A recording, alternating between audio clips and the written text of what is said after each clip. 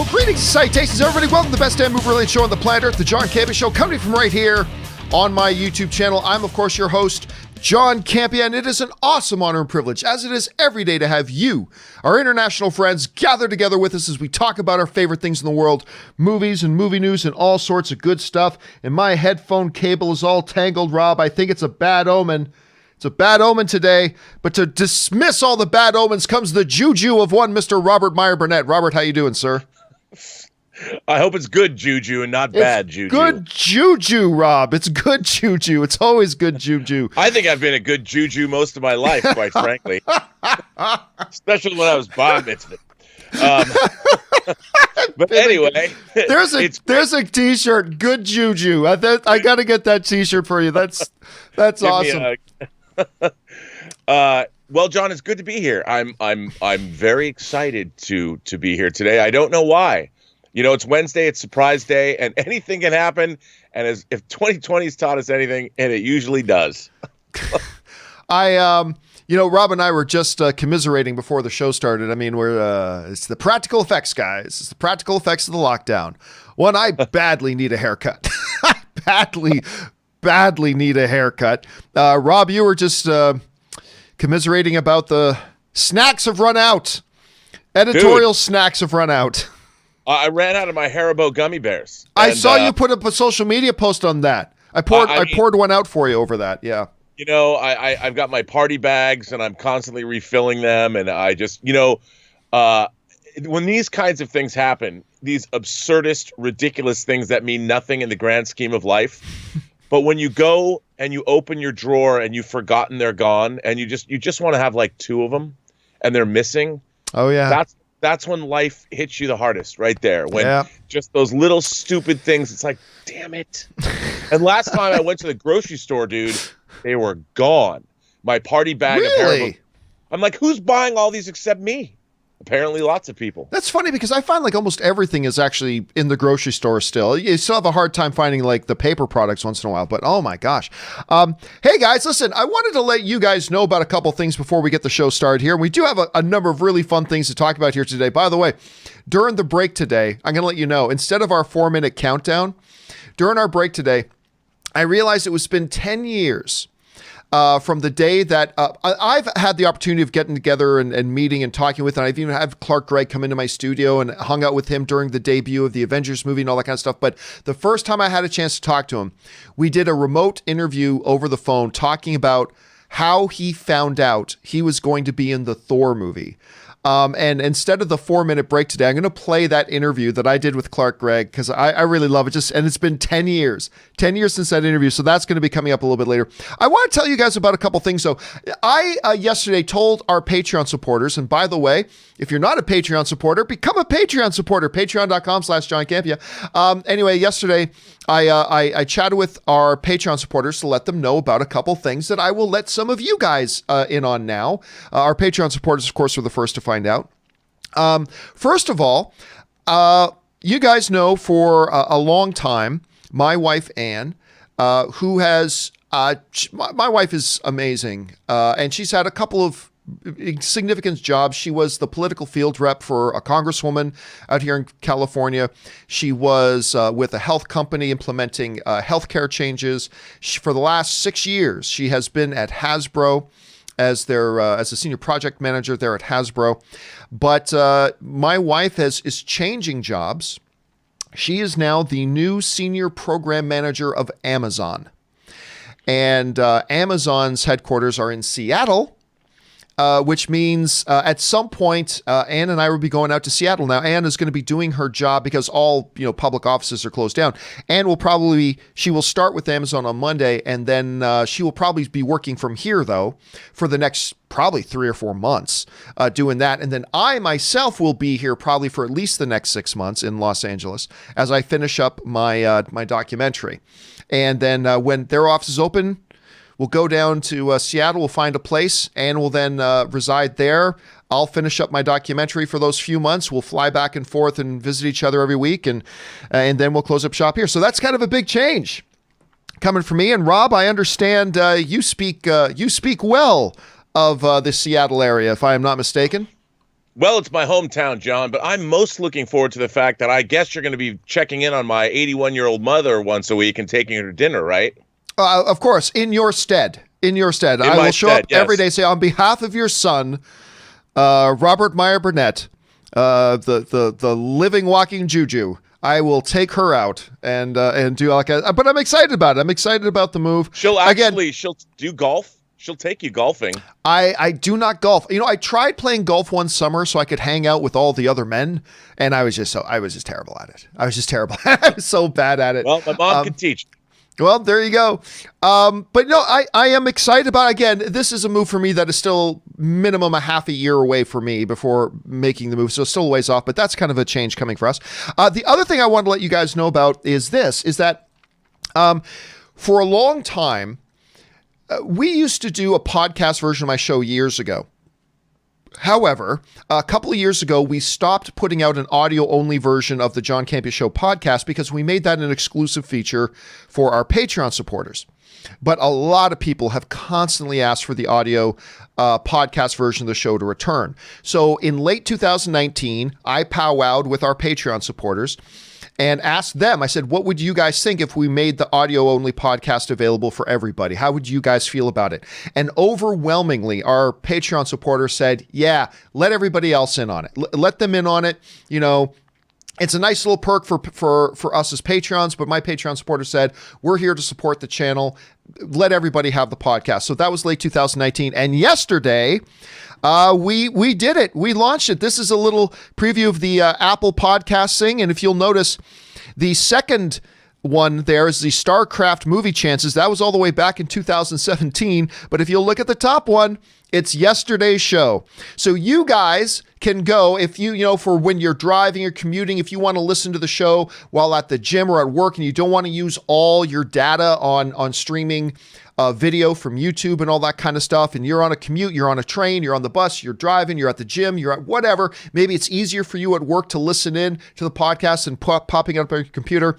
The John Campea Show podcast version is now back. It is up and it is available for everybody. Just search for the John Campea Show podcast on your favorite podcasting app of choice, and you should be able to go and subscribe. By the way, even if you're never going to use it, everybody go subscribe to it today. Just everybody go subscribe to it today. Rob, true story. When we debuted the John Campea Show podcast before I pulled it, true story, it hit number one on the iTunes charts. Wow. It was at number one in the iTunes charts for a while. Then, of course, I took it away. So let's see if we can get the John Campea Show audio-only podcast back into the top 50. Let's see if we can get into the top 50 over there for their TV and film. That would be cool. But once again, the podcast is now available as of today. It's up. You can go get it. You can go listen to it there. And by the way, I had some people writing to me yesterday when I put this up on Twitter and said, John, my only problem is if I still want to get a question in on the live questions part of the show, can I still do that via podcast? And the good news for you and the good news for me is that, yes, you still can. If you still want to contribute and support the show and you still want to have one of your questions read during the live questions part, you can just still use that tip link, streamelements.com/movieblogtv/tip. It'll support the channel and it'll get your question read on the live questions part of the show, and you can use that link anytime 24/7, whether you're watching the YouTube channel or listening to the podcast. So yeah, guys, there you go. There's a little bit of housekeeping down and out of the way. So listen, without any further ado, let's dive into some topics here, and we're going to start off our topics with talking about AMC off the top. Now, we have been discussing the last number of days about how things looked bad for AMC, and then they looked horrible for AMC, and things still look horrible. This is a company that had spent a lot of money in the last couple of years upgrading their theaters, buying new theaters, creating the Prime theaters, getting the AMC A-List program up and running, all stuff that put them $5 billion in debt. But that was okay because AMC A-List was starting to turn a profit. All the theaters had been upgraded. They were set and ready to make money. But Rob, just as they hit $5 billion of debt, along came the lockdown, and it has left them in a position where it is actually a legitimate question mark that they'll ever open their doors again. I believe they will, but it's a legitimate question mark about whether they ever will again. Well, new reports are coming out discussing the fact that AMC theaters, there could still be life with them if they actually file properly for bankruptcy. Now, if they file for bankruptcy, that will give them Chapter 11 protections under the law that will help out, but it will still leave them in a very dire situation. How dire has the stuff gotten? Well, AMC Theaters has just sent a letter. I won't read this entirely, but AMC Theaters has just sent out a memo to the landlords of all the AMC theaters, and you know that's not cheap. And it wrote this. This letter is to formally advise you, this went to every single landlord that AMC Theaters has in their 600 plus locations, to advise you that AMC temporarily suspended operations of all its theaters in the United States, blah, blah, blah, blah. As the crisis unfolds, blah, blah, blah, blah, blah, blah, blah. We're not paying rent. That's it. They could have just put like 7 or 8 big words in red. We're not paying rent. There's 4 words. That's all. That's basically all this red lettering here.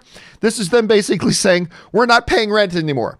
So the final paragraph, AMC intends to advocate at the federal level for appropriate relief for the theater, exhibition, and real estate industries. AMC is willing to discuss with you any suggestions you may have for getting through this crisis and planning for when AMC can reopen and pay rent. But again, the big giant magic 4 letters is, we're not paying rent. And that's it. They're just simply in a position where they can't do it. They have no option at this point, and so that's how dire the situation has become. Now, they can get protection again if they file for Chapter 11 bankruptcy, but of course, that comes with a lot of problems as well. So it might be a lifeline. But Rob, if they are able to do this, will that kind of a lifeline be enough? Or are they really still in a position where they will still, even with bankruptcy protection, at some point, they're going to need a third party, another investor, an Amazon.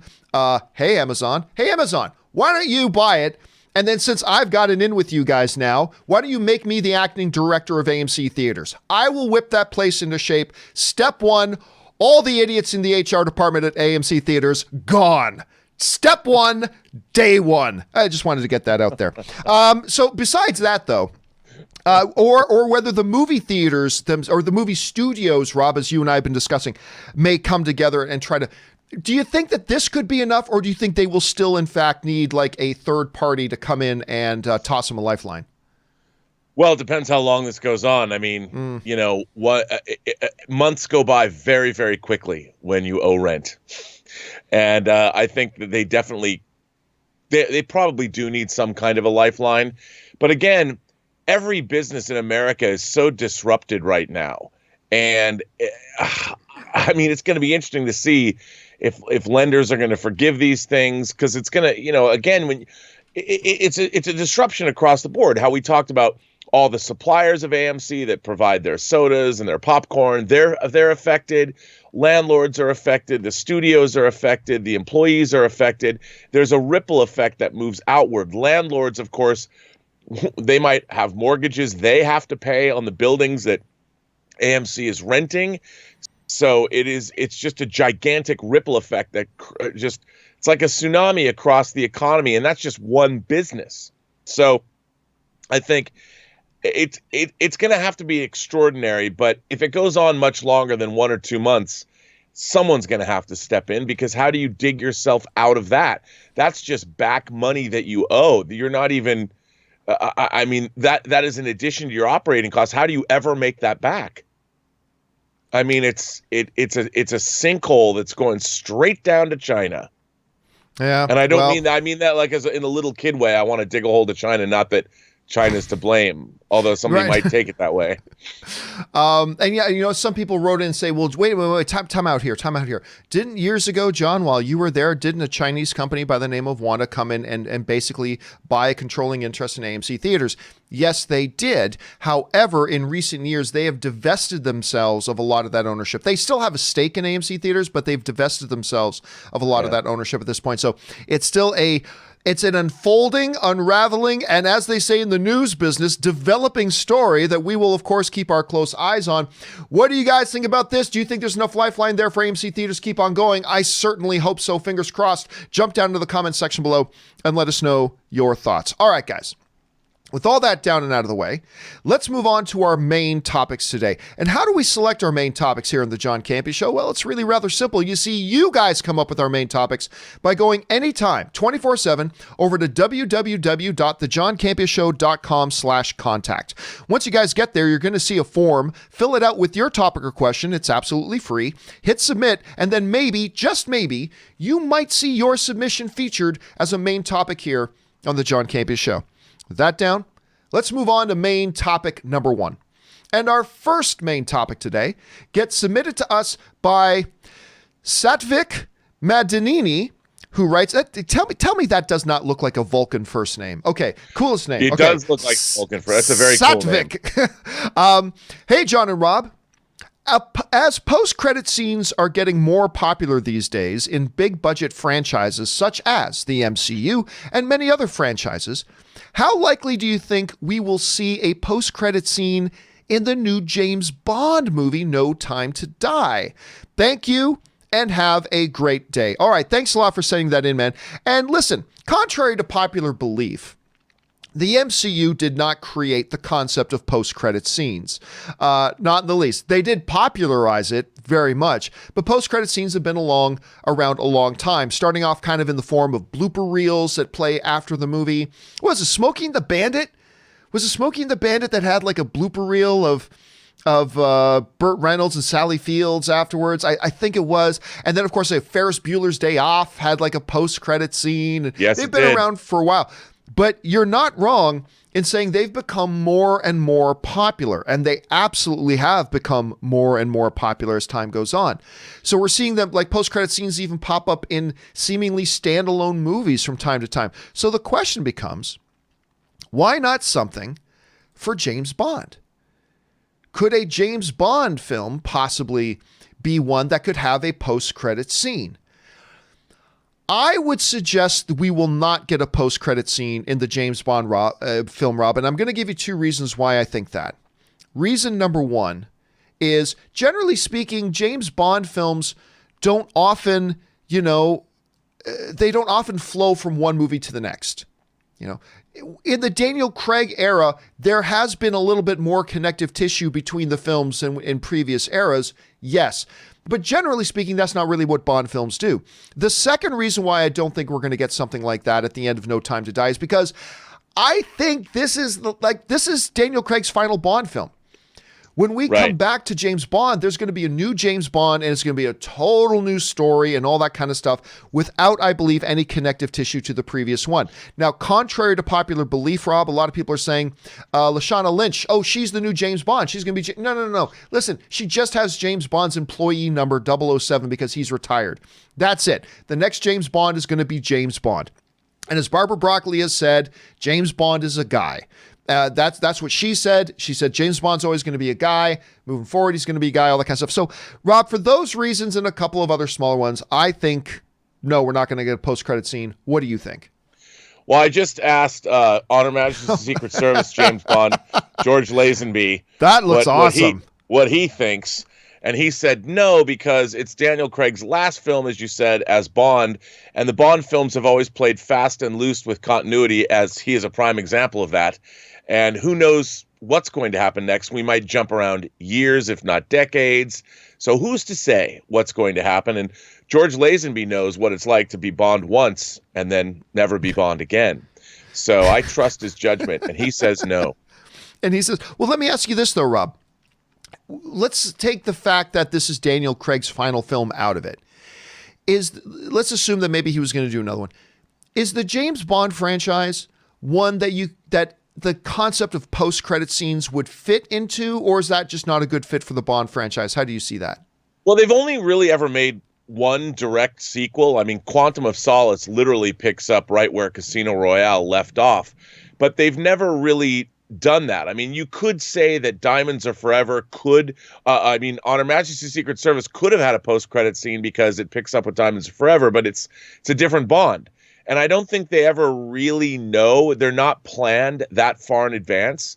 And to have the kind of post-credit sequence that we're talking about, whether it's an MCU post-credit sequence, you have to have some planning and foresight and know what you're going to do. And I suspect, again, I'm basing this on nothing but conjecture, the Bond franchise has been the Broccoli family business since 1962. Barbara Broccoli and her stepbrother, I guess, Michael Wilson, have been controlling the Bond franchise, and he's like, in his late 70s. And I wouldn't be surprised if after this, the 25th official Bond film, they hang up their spurs, and maybe sell the franchise rights to somebody else, because 25 movies, Daniel Craig ending his tenure. Do they want to start over again? I mean, the Craig franchise has lasted, it'll be, almost 15 years since Daniel Craig took over. Actually, 14 years. And it's like another 14 years, Michael Wilson will be into his 90s. And who wants to be globetrotting and producing $250 million movies? They got to enjoy the rest of their lives. So maybe this is the last Bond film under their purview. You never know. I mean, it's been 5 years since Spectre. Yeah, I don't think that. See, I think you make some very, very good points. I think you make some very compelling points. I still don't think they're going to let this go. I think there's something, listen, in a world where all the franchises are controlled by the big studios, they are very unique in that space. Yes. And that, you know what, as individuals who aren't studios, they control Bond. And remember, they just recently had a big bidding war for the rights to distribute the Bond films. And this could be a legacy play. Like, there's something sexy about just saying, I own Bond. I mean, there's just something sexy about that. And that becomes, their ownership becomes something they can pass down if they want. So right. I think you make some really good points about that, and you could very well be right. I got a feeling if it was me, I'm never letting that go. I am never letting that go if it's me. And I don't think you would either. I don't think you would ever let go of the rights of Bond. I don't know, man. 25 movies, though. You got to know when to hold them and know when to fold them, John. And you gotta know Kenny Rogers just passed away. That's a nice reference. Know. You got to know when to walk away. I was thinking Casino Royale, Texas Hold'em. But I think at some point, how far do you go? I think rebooting the franchise, unless Barbara Broccoli has, and she very well might. I mean, she's one of my heroes. Can you imagine, John? There's a woman in the world whose job it is to produce James Bond movies. I mean, come on. That's like the greatest job ever. And she might have something, it might be very exciting for her now to reboot the Bond franchise again, because they keep doing it and it keeps working. I mean, if you look at the track record of them replacing, I mean, sometimes like Timothy Dalton will only get to play two, or George here, he only gets one shot, but his film is well regarded. And I think that maybe she has a plan. Maybe she wants to have somebody else come in and play Bond, and that will reinvigorate the franchise yet again. But who knows? All right, guys, the question here for you is, what do you think is going to happen at the end of No Time to Die when we finally get to see it in November, right? November's when we get to see No Time to Die. All of the things hopefully, working out. John. Hopefully, fingers crossed. But when we do get to see it in November, hopefully, and the end credits roll, do you think there's going to be a post-credit scene? I don't think so. Maybe you guys do. Jump down to the comment section below and let us know your thoughts. All right. With that down, let's move on to main topic number 2. And our second main topic today gets submitted to us by Sebastian Lau, who writes, you talked about how the Ezra Miller video could affect The Flash, but I wonder what will happen to another big WB franchise. Ezra's character is essential to the Fantastic Beasts franchise, and it kind of revolves around him. Also, taking into consideration that they kept Johnny Depp as Grindelwald after that drama, and Rowling directors and producers supported him and stood behind the casting choice, do you see something similar happening here? All right, thanks a lot for sending that in, man. And yes, you know what? You're absolutely right. In the midst of all the discussion going on, specifically about the Ezra Miller, really the conversations have mostly been revolving around, and understandably so, have been revolving around The Flash. What happens with The Flash? Do they recast him? Do they cancel the movie and all that kind of stuff? But we didn't really give a lot of discussion time to the notion of, well, what happens with Fantastic Beasts? Because you're right. His character is a vital character. And if you saw Fantastic Beasts 2, The Crimes of Grindelwald, you know by the end of that film just how important the Ezra Miller character is to this whole thing. So what happens? I think there's a couple of dynamics here. I think there's a couple of dynamics at play. Dynamic number 1 is The character is important. The actor ain't. The character is important. The actor isn't. Now, don't misinterpret me. Of course, actors are super important. Of course they are. I'm not suggesting otherwise. But I've always said on this show, Rob, and others, that the character supersedes the actor playing them. The character. The actors are there to serve the characters. The characters are not there to serve the actors. You can recast. Actually, in the world of Harry Potter, Dumbledore was recast. Granted, the circumstances were different because Richard Harris passed away and they had to go out and get another one. But still, the bottom line is on screen, we had one actor playing Dumbledore and then we had another. And guess what? We didn't miss a beat.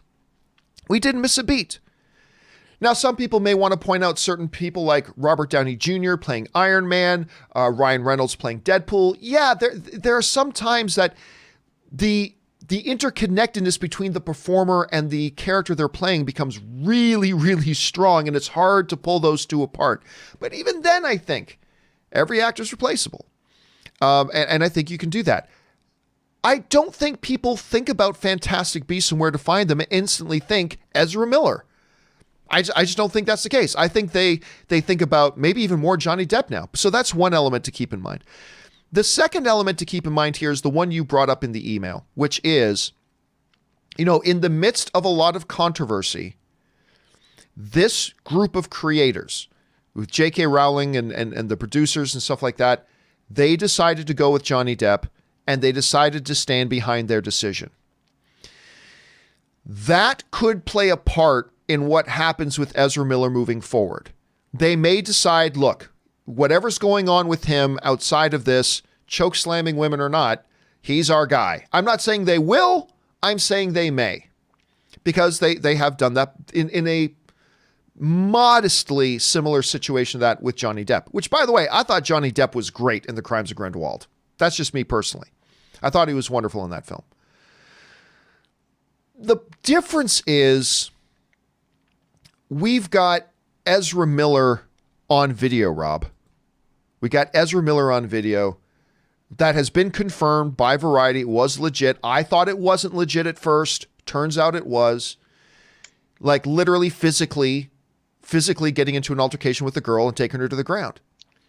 Not a good look. Not a good look. And whereas maybe JK may want to stand behind, I'm not saying she will. I'm just saying maybe she does.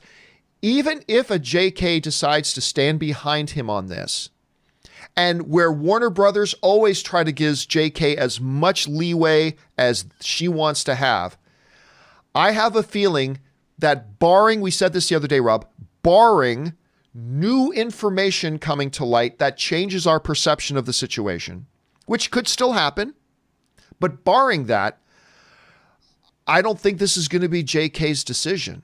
I think this is going to be a Warner Brothers decision.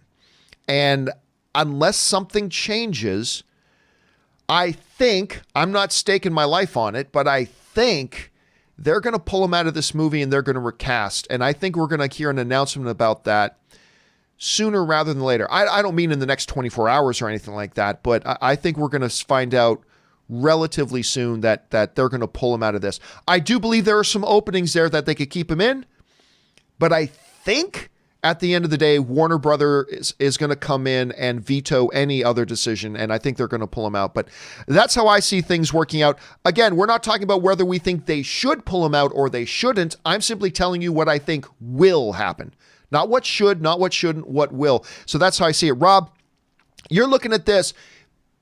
The person asking the question is right. This is a little bit of a different situation than the Flash situation, but how do you see the situation with Fantastic Beasts shaken out?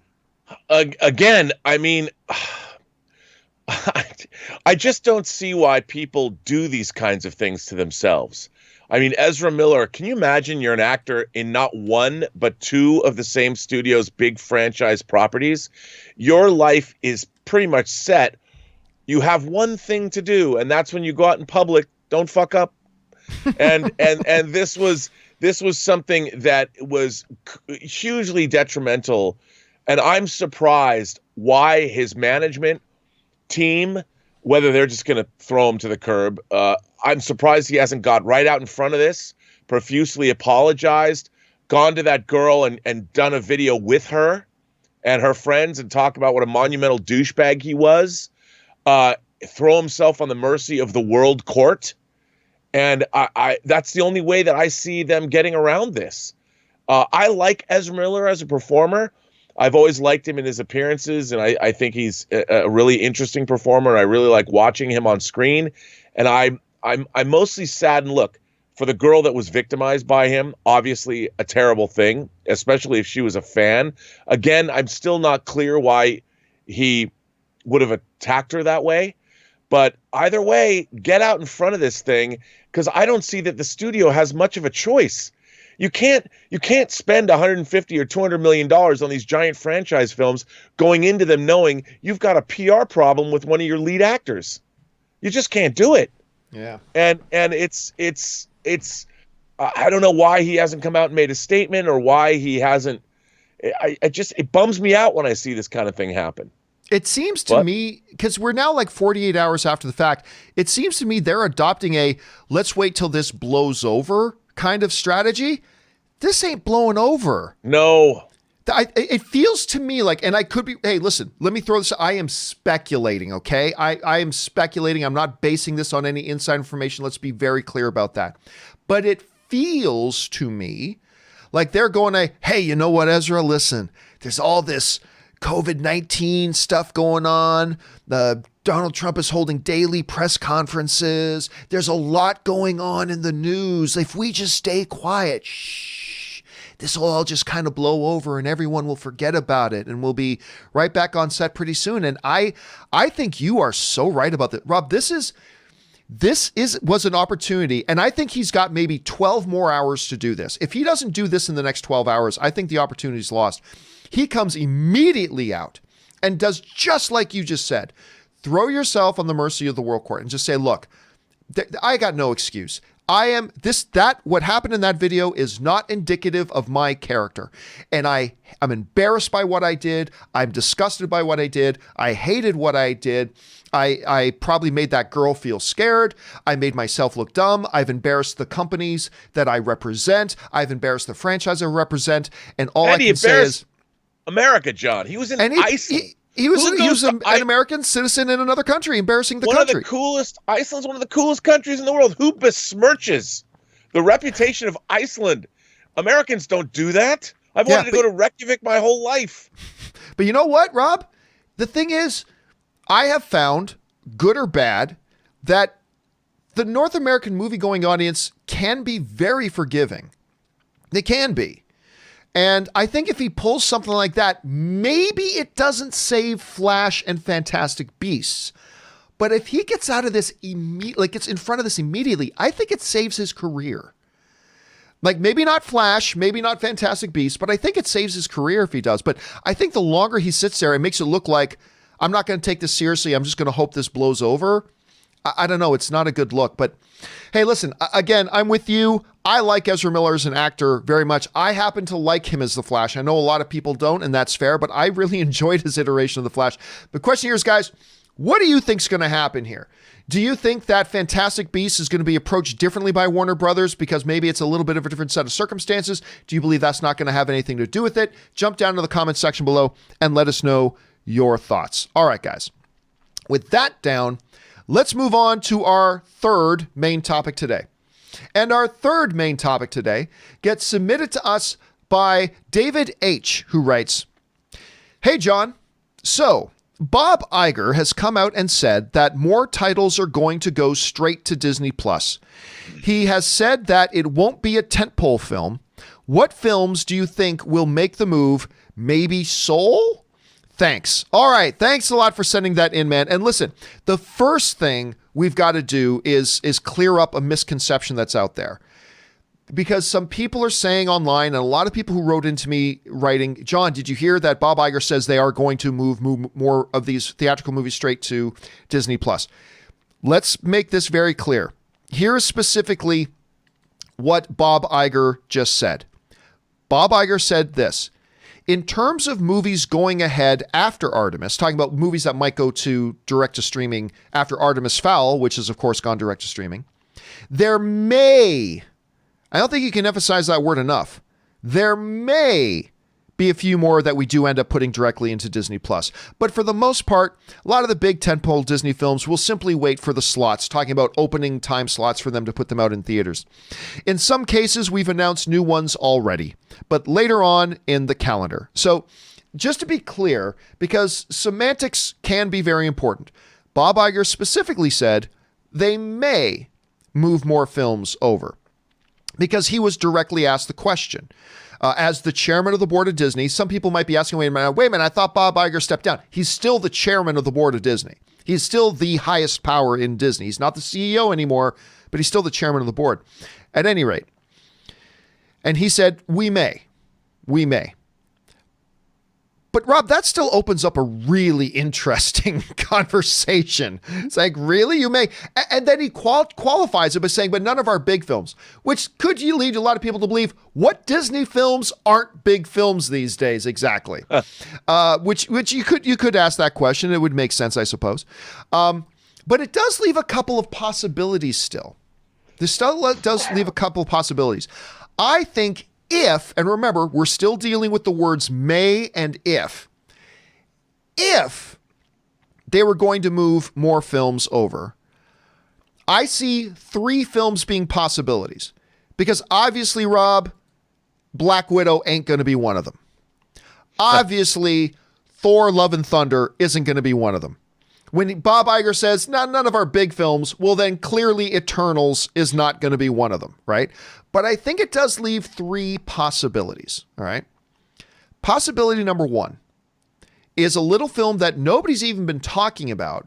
That's I believe, a hybrid of live action and animation called The One and Only Ivan.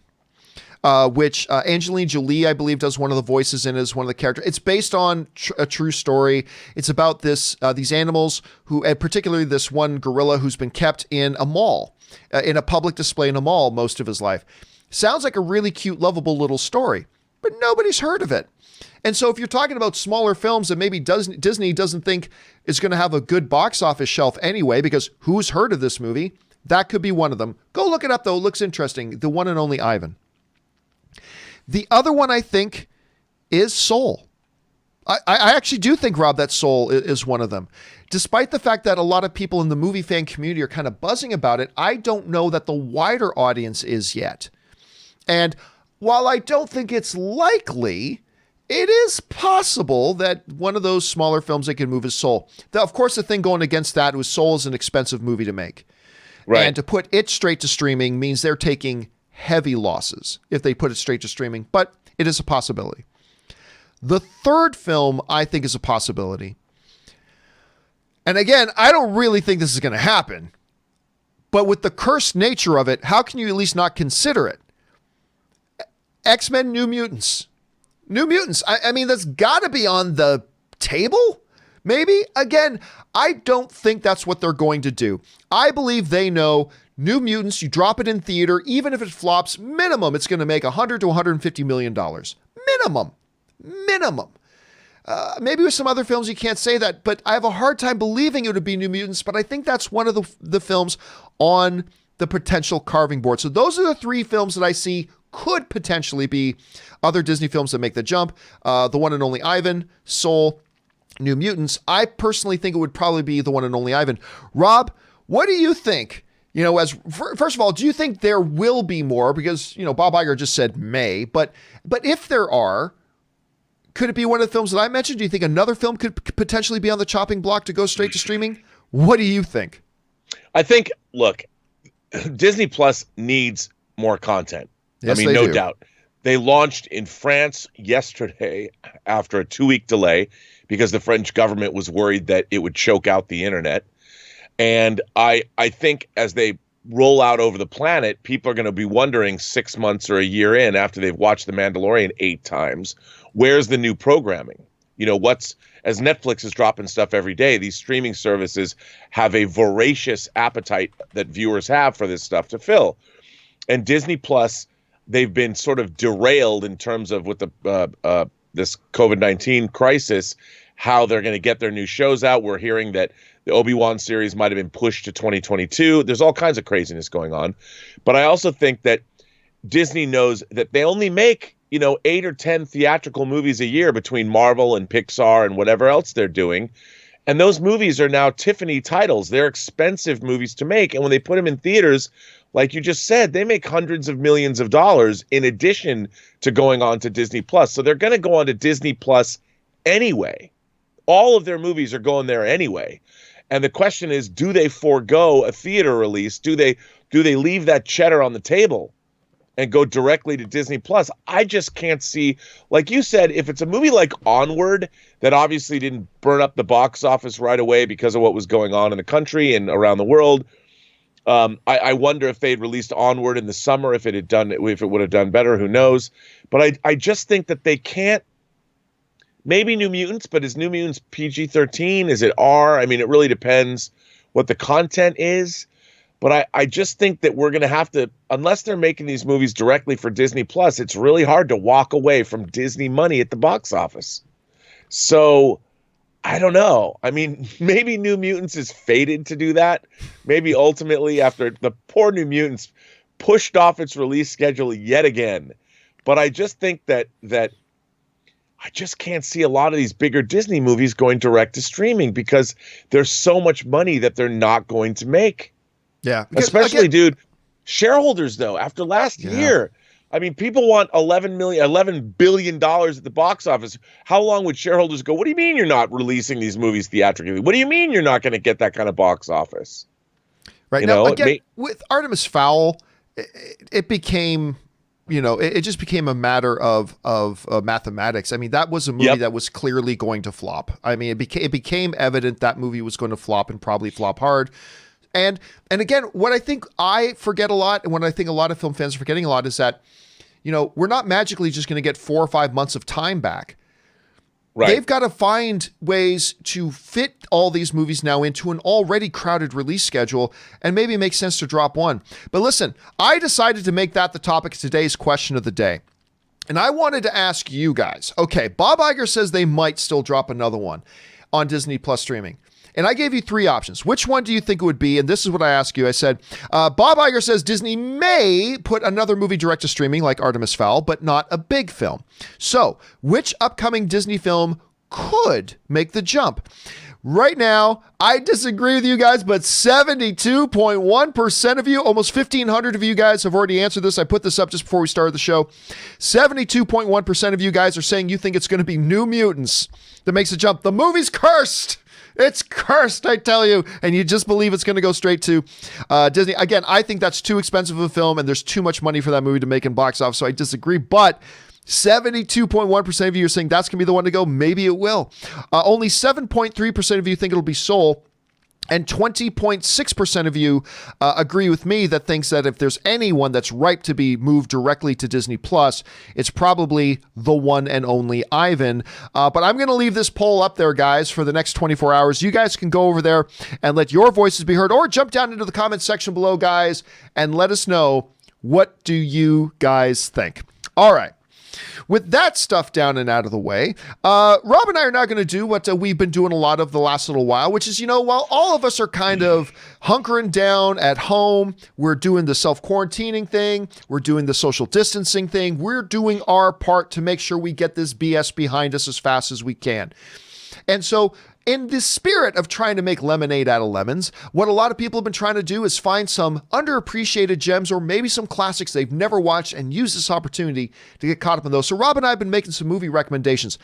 And Rob, I know you got a recommendation today that you are actually quite enthusiastic about. What is your movie recommendation today for people to get caught up on?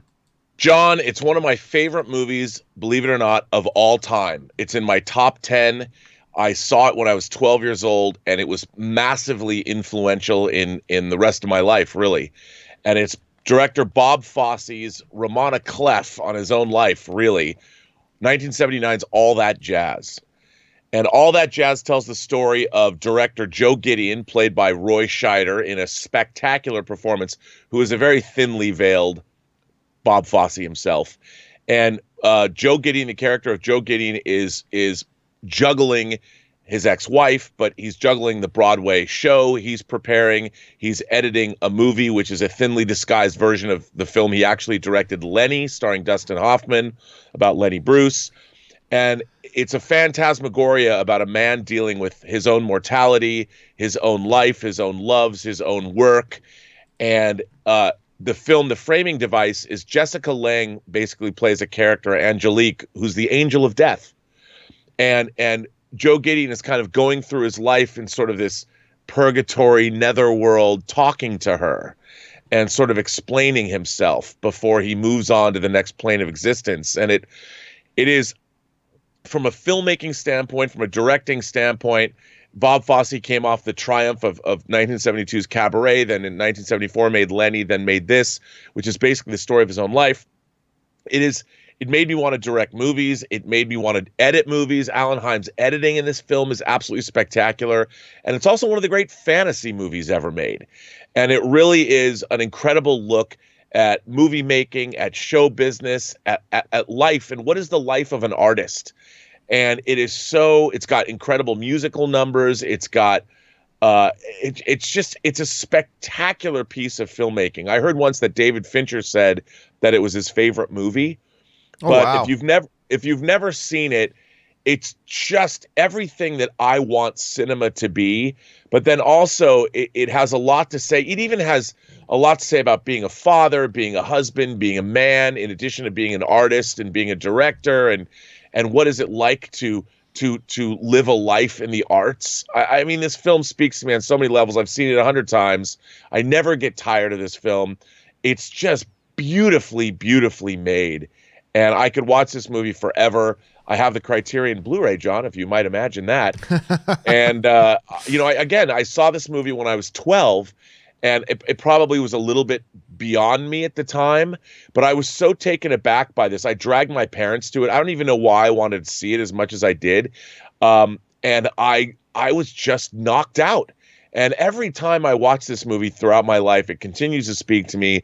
And in a way, it just gets better and better and better. And my God, is it amazing. So your recommendation today is All That Jazz, which is great. I think Roy got nominated for an Academy Award for that one. Yeah. Did he not? Yes, he should have won. He's spectacular. So that's a good one. That's a good deep cut on that one. All right. So let's get on to my recommendation. My recommendation is one that you have all heard of. You have all heard of this movie. However, given that it only made 20-something million at the box office, not all of you have actually gone ahead and watched the film. It is a movie that, to me, made me excited about the idea of making movies. It just made me excited about the idea of making movies because of the way it was done. And I am going to talk about here today the Jason Statham film Crank that came out in 2006. And I'm going to tell you why this movie is really kind of special to me. This was a movie that is a balls to the wall, high octane, big action. They push the pedal to the floor and they never take their foot off the entire time, from start of the movie to the end of the movie. And a lot of the most wacky, crazy things happens in the midst of it. And it's got Jason Statham and Amy Smart, who is just awesome. I love them both very, very much. The basic premise of Crank is this. Chev Chelios finds out he's been poisoned. And it's a particular type of poison that it's going to kill him, but adrenaline holds it at bay. So he has to keep his adrenaline up. For the next number, he has to keep his adrenaline completely peaked for the rest of the day until he can get the antidote or the cure for this thing, whatever it is. And in the midst of him constantly having to be in movement and motion and keeping his adrenaline up, it is the crazy thing. The action happens, the love story happens, the Amy Smart stuff happens, all this kind of stuff. It is just incredibly fun. It's just an incredibly fun ride the whole way through. Now, here's the interesting thing about it too, is that the other thing that makes me really fall in love with this film and appreciate it. Now, this was directed by Mark Devildean and Brian Taylor, who are of course friends of mine, but I had not met them by the time I watched the first Crank film. And here's why this thing made me fall in love. This movie cost $12 million to make. $12 million. Which is just ridiculous when you consider how much is going on in this movie. And all the action that's going on and all the kind of stuff and a lot of people that are all this kind of nonsense. But as you watch the movie, you get the feeling, and it's true. This is a movie made by a couple of guys on rollerblades. I kid you not, like Mark Neveldine he literally would slap on rollerblades, hold the camera himself as a motorcycle would pull him behind the motorcycle as he's holding the camera himself to get this shot of a chasing car thing going on a thing. They would just do whatever it took. It was a class in, guys, you want to make a movie for just make it yourself? Here's how you do it. Go. And Neville Dean and Taylor just put on this symphony of chaos with this movie Crank that made me just so appreciate the idea of movie making. It's not all one formula. It's just crazy and bonkers along the way. It's the movie that made me a big fan of Jason Statham, to be honest with you. Like, that was the movie to me. Like, I love Crank or Lock, Stock and stuff like that, but it's the movie that really made me a big fan of Jason Statham, Rob. And so while it is not, it's not Die Hard, it's not True Lies, but there's just something so special when you combine the chaos of it, the low budget nature of it, the really guerrilla sort of filmmaking approach that Mark Neville-Dean and Brian Taylor took to making this movie. It's just a special film to me that I really, really love. So I want to recommend Crank. It's 14 years old now. Can't believe that movie's 14 years old now. Rob, do you ever have a chance to watch Crank? Dude, I've seen Crank, and it is a hoot.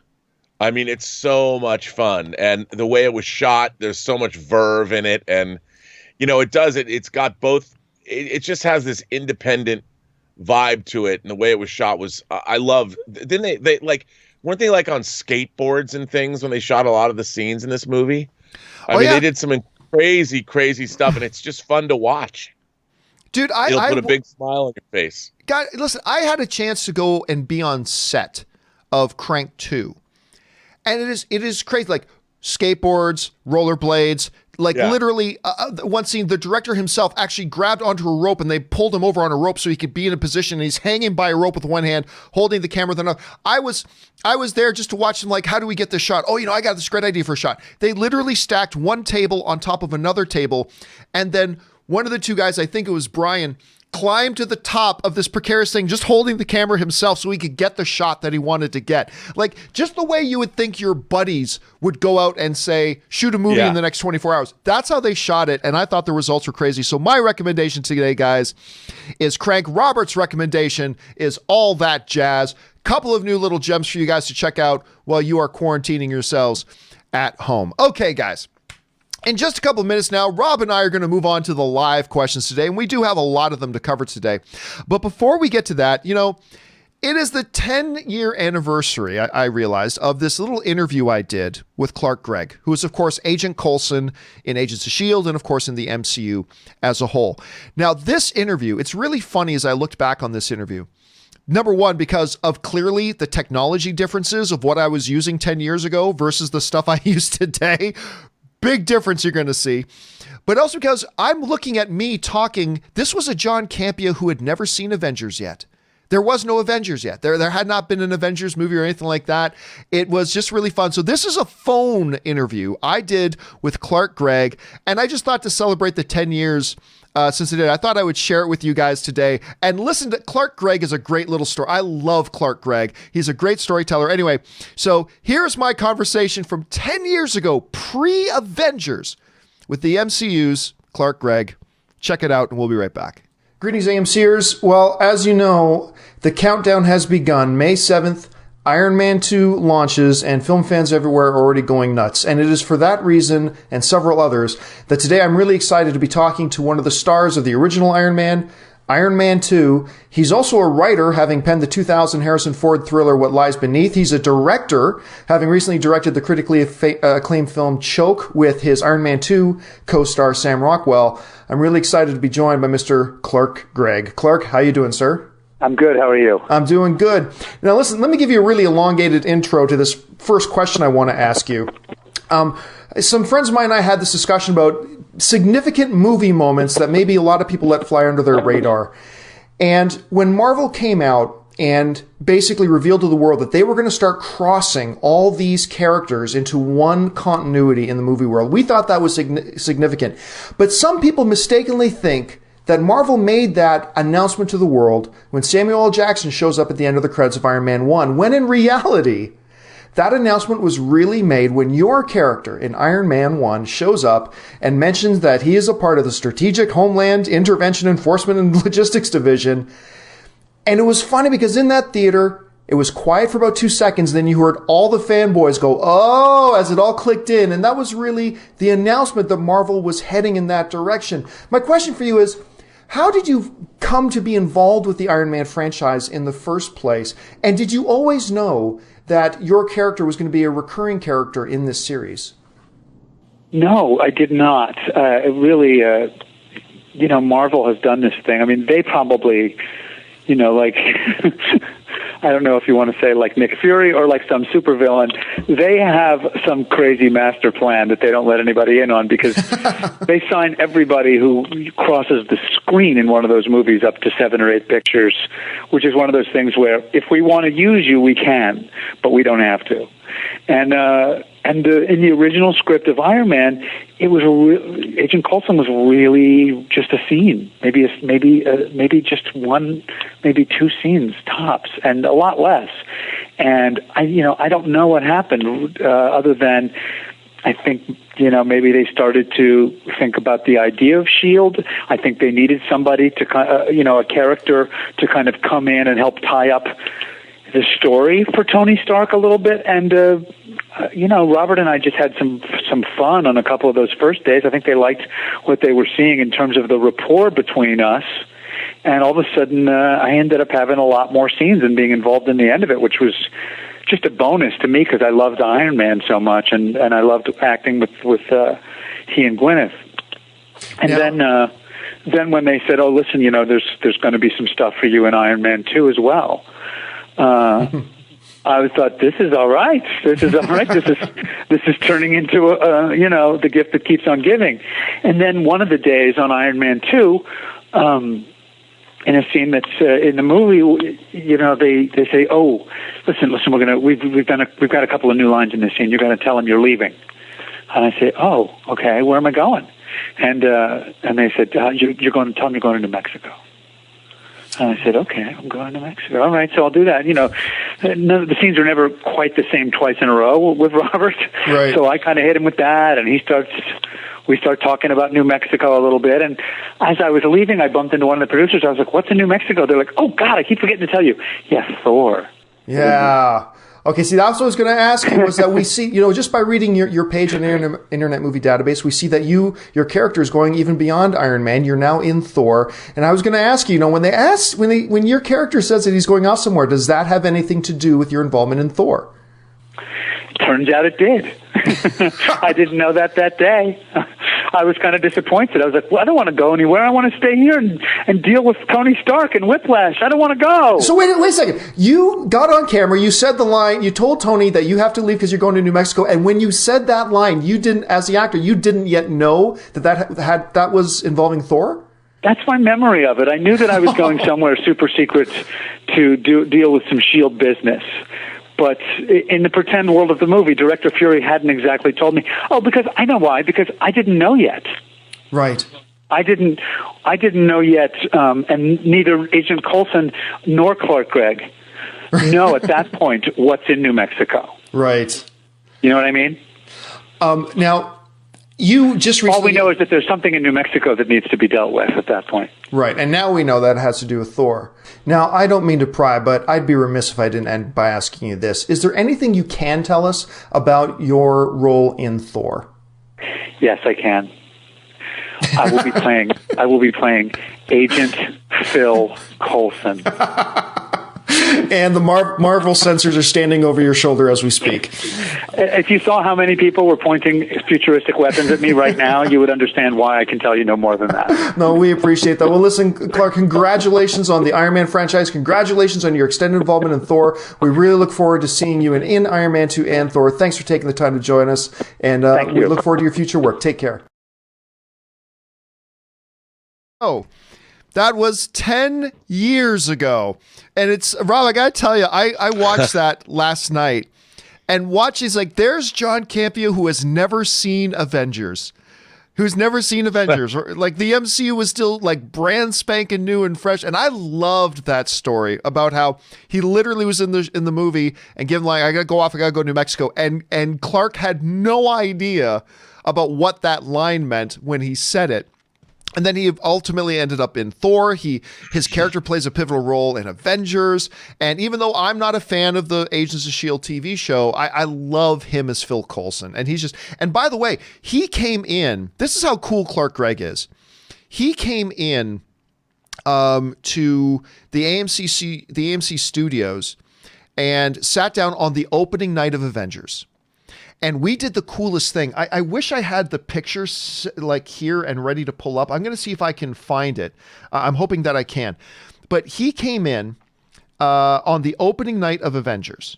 And we did a little interview about the movie and talked to him. And then what we did was we went around. Now you have to understand how it all was going down. At AMC theaters, they had Avengers playing at AMC 16. They had Avengers playing on every single screen.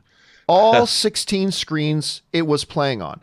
And what they did was they rotated. So one screen started the movie at, like say, just for argument's sake, say they started one movie at 7 o'clock. And then they started the next movie at, say, 7:10. And then they started the next movie at 7:25, and so on and so forth. And I wish I could find this picture. I can't find it right now.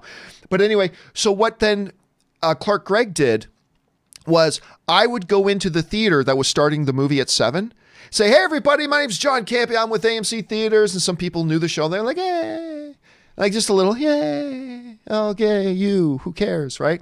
And I'd say, thanks for coming to AMC to check out the Avengers. You guys excited, blah, blah, blah. It's like, hey, I got a free t-shirt for a couple people.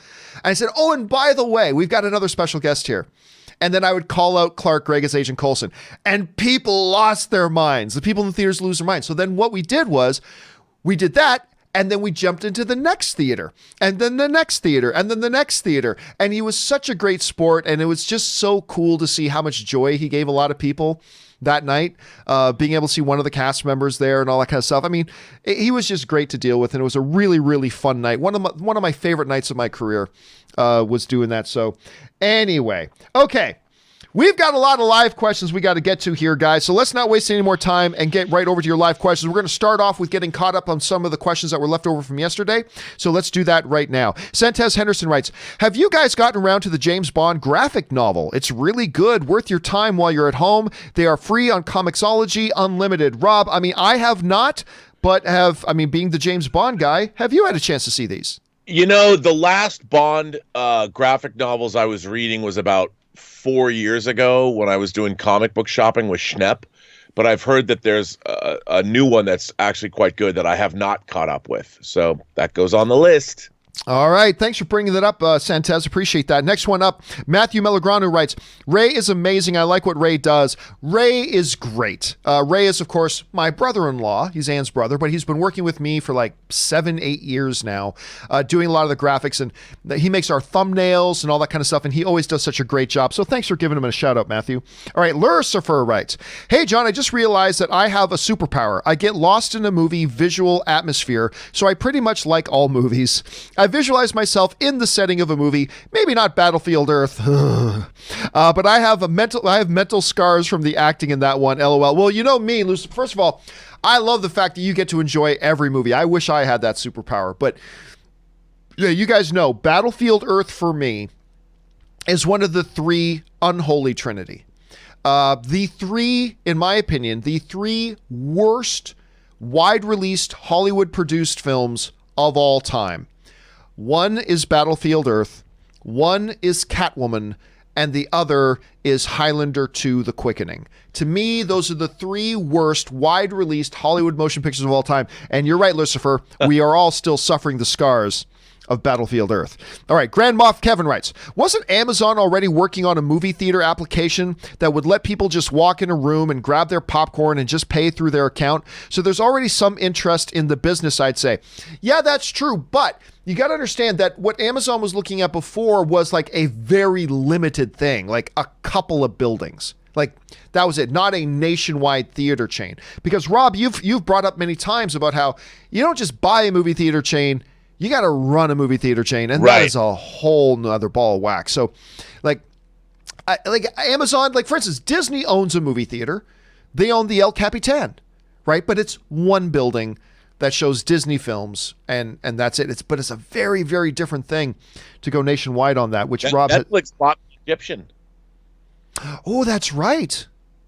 That's right. But are they're still running other films in that too, though, right? They're not just the American Cinematheque still gets to use it, but Netflix owns it if they want to get in there and do some stuff. You know what I feel bad about? Whenever I hear about the Egyptian, I have negative feelings because despite the fact that that's where, Schnepp debuted his Death of Superman Lives What Happened movie. It's the theater that I went to the world premiere of Star Wars Clone Wars, the movie, the animated movie, which was a horrific, horrific day in my life. That was just a horrible, horrible experience. And so now unfortunately, when I think of the Egyptian, which is a beautiful theater, I have these negative connotations. So, it's too bad. All right, Matthew Melograno also writes, Onward is something. I don't know what that means, Matthew, but I'm sure other people in the chat might know what you're talking about. Lord Vanderkill writes, damn, Ezra, C.W. Barry messed up the timeline again. That's right. It's all C.W. Barry's fault with all the timeline messing around and all that kind of stuff. Damn him. And yeah, Ezra Miller. Jeez, dude, what are you doing? Easy Stevie writes, which will come out first, Blade or X-Men? Ooh. That's it. Rob, I got to say, I think it'll be Blade since it's already fully announced. They've cast it, all that kind of stuff. I got to believe it'll be Blade. What do you think? 100%. 100%. Unless they've been secretly making X-Men all this time, which you and I don't know isn't true. No, that's not true at all. Blade, I'm looking forward to it, man. I love Blade. Dude, Mahershala Ali? Come on. Come on. I mean, Mahershala Ali as Blade. Are you kidding me? Dude, I want to see Shang-Chi and Blade team up and fight vampires. Well, I want to see one movie first. I know. But I mean, that's my dream, Ray Kinsella. That would be a lot of fun. All right. Let's see here. Sean Anthony, if Ezra gets recast, won't you have to do the same for Amber? What does that say about the continuity in the DCEU? Half the team has been recast. I don't think, no, you don't have to. By the way, everybody thinks this. One of the reasons I do not talk about the Johnny Depp and Amber Heard stuff is because nobody knows. Nobody knows. Look, what is clear to me is that this was clearly a very poisonous, toxic, awful relationship. From all the stuff I have seen and the reports I've read and all that kind of stuff, and I am no expert on this situation, but I believe right now, no, I don't think you have to do that with Johnny or with Amber. But that's irrelevant. It's completely irrelevant. But recasting doesn't matter. It doesn't matter as long as it's the characters. You can recast and keep moving forward, and it's fine. I really do. I honestly think film fans way overestimate the effect of a recast. I really do. I think they can recast it and they'll move along fine. And everything, again, I point to the Dumbledore situation. Yes, it was extreme situations because Richard Harris had died, but that doesn't change the fact that you had one actor playing Dumbledore and then you had another. And guess what? The films moved along just smoothly. And while I do think that there would be exceptions, I think you can recast in most movies and really not have too much of a bump in the road. Morse Codes writes, that guilty pleasure list had Highlander 2. I know somebody had Highlander 2 as a guilty pleasure. I think it's one of those, but that's the definition of a guilty pleasure, right? So I perfectly applaud somebody for putting Highlander 2 on their guilty pleasure list, even though I certainly will not. I think that's great. Right? Anthony Lucalano writes, damn straight, Highlander is one of the greatest motion pictures ever made. There can be only one. Damn right. There can be only one. Period. And then they made another one, which was so dumb and contradictory. I'll never understand. But that first one, man, so good. Sean Connery as Ramirez. So good. J. Rod writes, who wants to live forever? That was, again, the Queen soundtrack. Rob, that was one of the great things about Highlander was the Queen's soundtrack. Like right from the opening song, I am immortal. I have in me the blood of kings. Boom. It's like, it's the perfect soundtrack for that movie. Dude, come on. I mean, Queen just killed it on Flash Gordon and Highlander and Queen. I mean, Yep. come on. And Studio Canal's putting out a 4K version of Flash Gordon this year. Boy, I cannot wait. And I have Highlander. I consider it one of those MTV movies. I mean, it was hugely inspired by the MTV editing style, the cinematography. But one of those things about Highlander that I thought was so cool, even now, is the transitions between the past and the present. Yes. It was so clever and it was so fun to watch. I don't understand how anybody, I guess with all the ensuing, the TV series and the sequels and all that, but the first Highlander was hugely innovative. And I remember the first time I saw it in the theater, I'm like, damn, this movie's cool. I mean, come on. I agree. It is to this day, and it's the one film on my top 10 list that people go, okay, you got that one, okay, I got that one, okay, whether they agree or not, yeah, that. But it's always when they get to Highlander and they go, wait, what? Highlander's like in your top 10 all-time favorite? Yep. Unapologetically still in my top 10. It's just rad. It's just a rad movie. It's so good. Anthony writes, what Highlander 2? I see no Highlander 2. It never happened. Yeah, no kidding. Despite the fact that it had the awesome Michael Ironside appear in it, they made it so the Immortals they were aliens? Yeah, dude, come on. And they're planet from Zeiss. They were from the planet Zeiss. Okay. Or something. Here's the basic. Aren't those lenses? I mean, come on. They set up Highlander 2 to say that the Immortals, get this, they were aliens, but more than just aliens. They were alien criminals who had to choose between a death sentence or go live on Earth and be immortal. That's my punishment? Being immortal is my it's just one of the dumbest things. And then they literally, I kid you not, no more explanation than this. You know how they get back Sean Connery?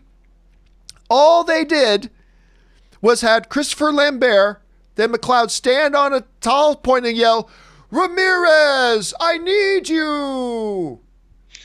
Thunder and lightning, and Ramirez is back. That's all it took, apparently, because that's an alien thing, I suppose. It is the dumbest effing movie ever. Man, Sean Connery got to eat. Best. Sean Connery's got to eat. Okay, we got to move on here. An anonymous viewer writes, other than Citizen Kane's groundbreaking cinematography, I don't understand why he's considered the GOAT. When I find the story of the movie dull and boring. Listen, there are a lot of people, Rob, who consider it to be one of the, and there are cinephiles who believe it is the best movie ever made. I mean, it certainly was the first movie I can think of that had the whole M. Night Shyamalan, what a twist, like big twist at the end. It's like, Rosebud is that? You know, there's a lot to it. It's a beautifully acted film. It's a wide sweeping film, but it's not in my top 20. Personally, I think it's a great movie, but it's not in my top 20 either. What do you think of when you think about Citizen Kane? You know, I find Citizen Kane to be wildly entertaining, and it pioneered so many techniques, the way it jumps around in history. The cinematography in that film, Gregg Toland's work, is insane. And I understand, look, when you try and go back and you're set up to like watch this movie, this is one of the greatest films ever made. I mean, most of modern cinema owes a debt of gratitude in some way, shape, or form to Citizen Kane, because you had a genius from the theater. You know, Orson Welles was 24 when he made that movie, and he's playing character over the course of his entire life. The acting is amazing, and the way the story just jumps in and out through time and through different perspective changes and all that. I find the story to be completely engrossing. Every time I start watching that movie, I'm like, I'm just going to watch. I get sucked in. It passes my HBO test. When you land on the movie on HBO, you have to watch the whole thing. And at least that's the way I feel about it. I'm blown away by it. But I understand, like, look, with the steady diet of the movies that we've been getting over the last 25 years, it's very hard to go back to like the early 40s and watch movies that are considered to be these timeless classics if you weren't conditioned to understand. I mean, it's a skill. It's a skill to go back. It's just like it's a skill to read a Shakespeare play. I remember when I was a kid trying to read Shakespeare, John, I was like, what is this shit? I can't read this. What are these words? What is iambic pentameter? What? And as I came to appreciate and understand what it was, then I got into it. Now, I mean, I love Shakespeare plays, but it's a skill that you have to learn like anything else. All right, next up, Joel writes, hey, John and Rob, with the whole Ezra Miller thing going on, do you think they could possibly begin the Flashpoint movie like the animated one where Barry just wakes up in a new timeline? They could recast Ezra that way? No, listen, here's the thing. Everybody overcomplicates this. You just change the actor. That's it. You don't have to change the movie or the story. It's like, oh, we've got to tailor this to make sure we understand why the actor now looks. You don't have to do that. You just recast it, period. Remember when they recast Rhodey in Iron Man? You know what they did? They didn't say, oh, there was a shift in the quantum realm continuum and now Rhodey doesn't look, now he looks like Don Cheadle all of a sudden. And we've got to explain that in the narrative. You know what they did? Don Cheadle just shows up in Iron Man 2 as Rhodey, and like Robert Downey Jr. goes, Rhodey, is that you? He goes, yeah, it's me. I'm here. Get over it. And that was their one line. That was it. And everything else was done. They didn't have to explain anything. It's just, there he is. This is Rhodey now. That's all they have to do with Flash. If that's what they choose to do. That's all they have to do. They don't have to rewrite a story. They don't have to say it has something to do with Flashpoint. They don't have to do any of that. Just have a new actor in there. There he goes. New actor. We're ready. By the way, go. can I just say that Don Cheadle has one of the greatest lines in any movie ever when he says, hey, we're all about that superhero life. Oh, I love it. He's talking to Captain Marvel. Yeah, I mean, it's just one of my favorites. At first, he refers to her as New Girl. Hey, New Girl. Yeah, we're all about that superhero life. I mean, it's so dismissive, and it's just so great. And I love that line delivery. I love Don Cheadle, and I was really proud to reorder a very expensive Iron Patriot hot toy from Endgame just to support the man, even though he gets none of the money. Don Cheadle is remarkable. He rules. He's amazing. All right. Next up, Anthony Lucalano writes, I'd be there with bells on if they made a third Tron. I absolutely love Tron 1 and 2. There are a lot of people who want another Tron movie, and I know that. And Disney just tried a couple of times to spin up another Tron movie, but they keep banging their head against the fact that the last one was a disappointment. You love it, and that's awesome. And I'm sure there are other people who love it as well. But financially, it ended up being a disappointment to a lot of fans like myself. And I think, Rob, I can speak for you too on this. It was a bit of a disappointment. I honestly don't know that they're ever going to go back to it. Rob, if you had to give it a percentage chance, what do you think the chances are that Disney ever does give us a Tron 3? Well, okay. I would normally say the chances are slim. However, with Disney Plus, if they could figure out a way to make more Tron and keep it down, keep the production costs down, I could see it happening. I mean, John, I wouldn't be surprised seeing a Tron series show up on Disney Plus, a live action Tron series, because there's so much possibility with that franchise. But again, Tron Legacy was a disappointment, but people love Tron. It's such a beloved franchise. I mean, it goes all the way back to 1982, and people grew up with it. And I don't know if they'll ever make a Tron movie, but I don't think we've seen the last of Tron, to be honest. All right, let's move on here. Next up, The Nerd Errant writes, number 1, Muppet Wizard of Oz missed the mark so badly that I still demand a redo. 2, don't know Space Mutiny. Watch the episode of Mystery Science Theater 3000 it was featured in.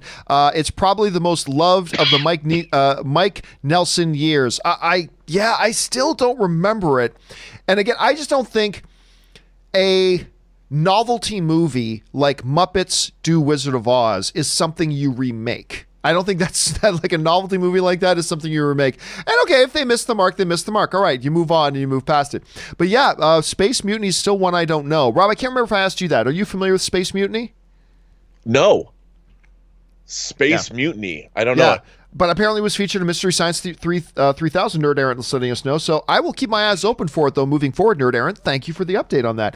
Triple J's Thoughts writes, hey, John, every time you all mention about creative differences, which is so vague, I wish Lucifer would go to each and every one of them and use his mind trick and say, what is it you truly desire? For those of you who don't watch Lucifer, that, other than being like superhuman strong and all that kind of stuff, his big power as the devil is he can get people to reveal to him their deepest desires, which is, and just the way I almost said Mark Ellis, just the way Rob Ellis does that, or Tom Ellis, I should say, does that. He says, tell me, what is it you desire? It's just the way he says it, right? It's so slick. And yeah, it is that ambiguous creative differences. It could mean one of a billion things, but I respect it. Like, I don't expect, nor do I want big Hollywood players to air their dirty laundry.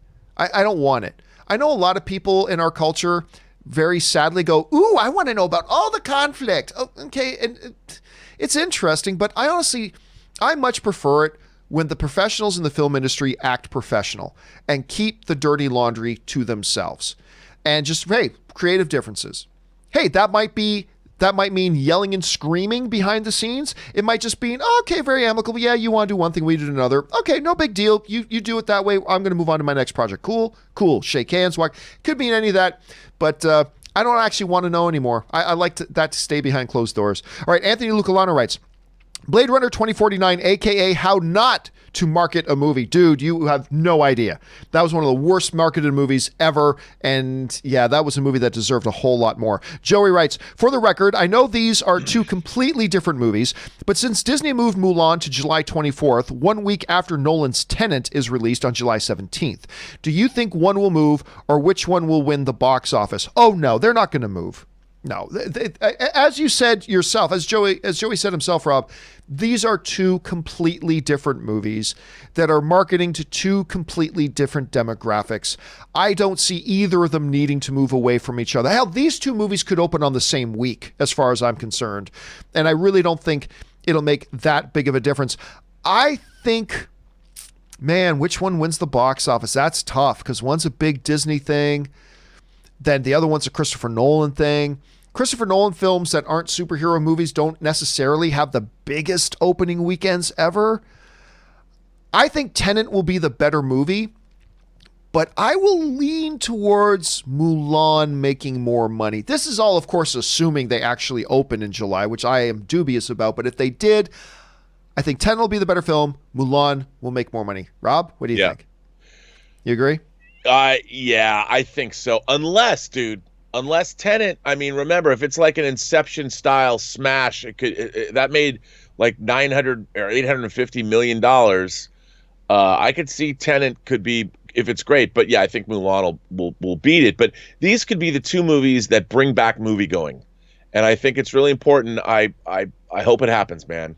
I agree. That's a really good observation. These could be the two movies that bring back moviegoing. I like that. Yep. Anthony Lucalano writes, Mark, oh, no problem, Anthony. I totally got what you said, but thank you for being courteous enough to update it just in case it caused confusion. I appreciate that, man. Star Wars Rocks writes, I was actually talking about Vanessa Hudgens in my... oh, yeah. It's a good thing you were, because that's the only other person, aside from Zac Efron, the only other person I know that's in High School Musical was Vanessa Hudgens. So I'm glad that's the one you're talking about. By the way, I adore her. I bring this up every time I have a chance, Rob, and I don't even know if you ever saw this show. Vanessa Hudgens was on I believe it was an NBC show that lasted all of one season, and it was called Powerless. And it was out about 2 or 3 years ago. And basically it happens in the world of the DCEU, where all the superheroes are real, Batman's real, all that kind of stuff. And these are average people who work in a Wayne Tech company, not Star Labs, but a competitor company to Star Labs, where all these people are responsible for making all these high-tech gadget things in a world of superheroes. It is a ridiculous, dumb comedy that after the first 2 or 3 episodes, I can't explain why, my brain just tuned in to what it was they were going for. And Ann and I ended up loving that show. And Vanessa Hudgens was one of the, and there's this one episode, this highlights the show perfectly, Rob. There's an episode in the show where Vanessa's having a hard time having a dating life. So she uses an online dating app, and she ends up meeting this guy who ends up being one of the Riddler's henchmen. She ends up dating a henchman. And by the way, why am I freezing on why am I Alan Tudyk? Alan Tudyk plays Bruce Wayne's idiot younger cousin, Van Wayne, who is the boss of the place. It's awesome. Rob, did you ever have a chance to watch that show?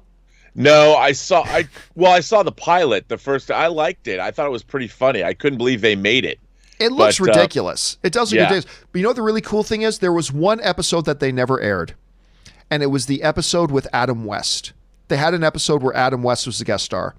And when he passed away, I think the show was still on. When he passed away, they immediately put the whole episode up online for people to see with Adam West.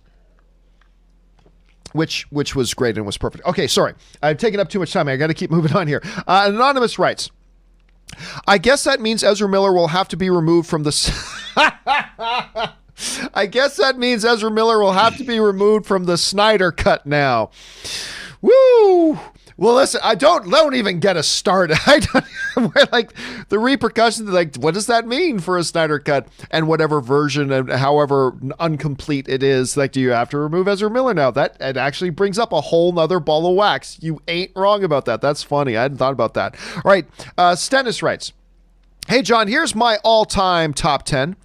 Number 10, Prince of Tides. Ooh, I don't hear that one mentioned. It got a lot of Academy buzz at that time. Number 9, Le Mans. Number 8, Hellfighters. I'm not familiar with Hellfighters.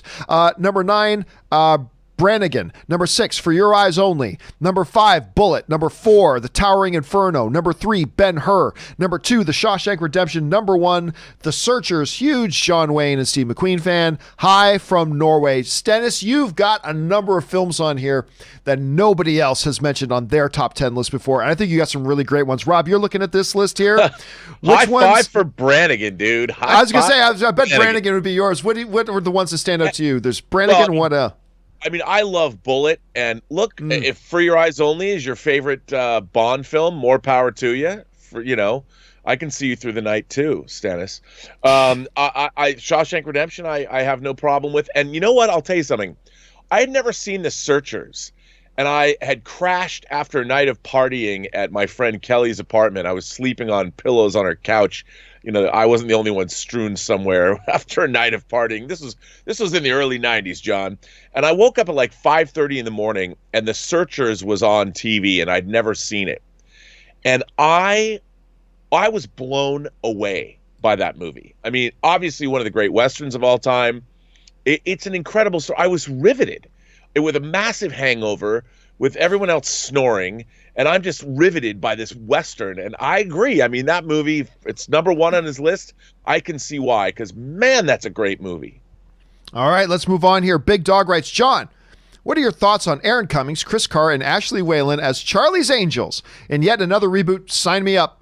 Sign me up. You make that happen. I'll be there day one with bells on to go watch that. I think that would be an incredible iteration of Charlie's Angels. All right, Zayn writes, hey, John and Rob, greetings from Scarborough, Toronto. Scarborough is not Toronto. Scarborough is a town, but it's right by Toronto.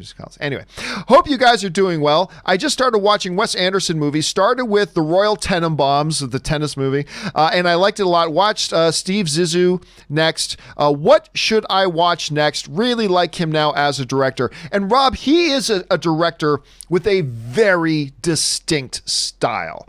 I mean, you can't watch one of his movies and not know you're watching one of his movies. When you think of his films, what's the first one that comes to mind for you?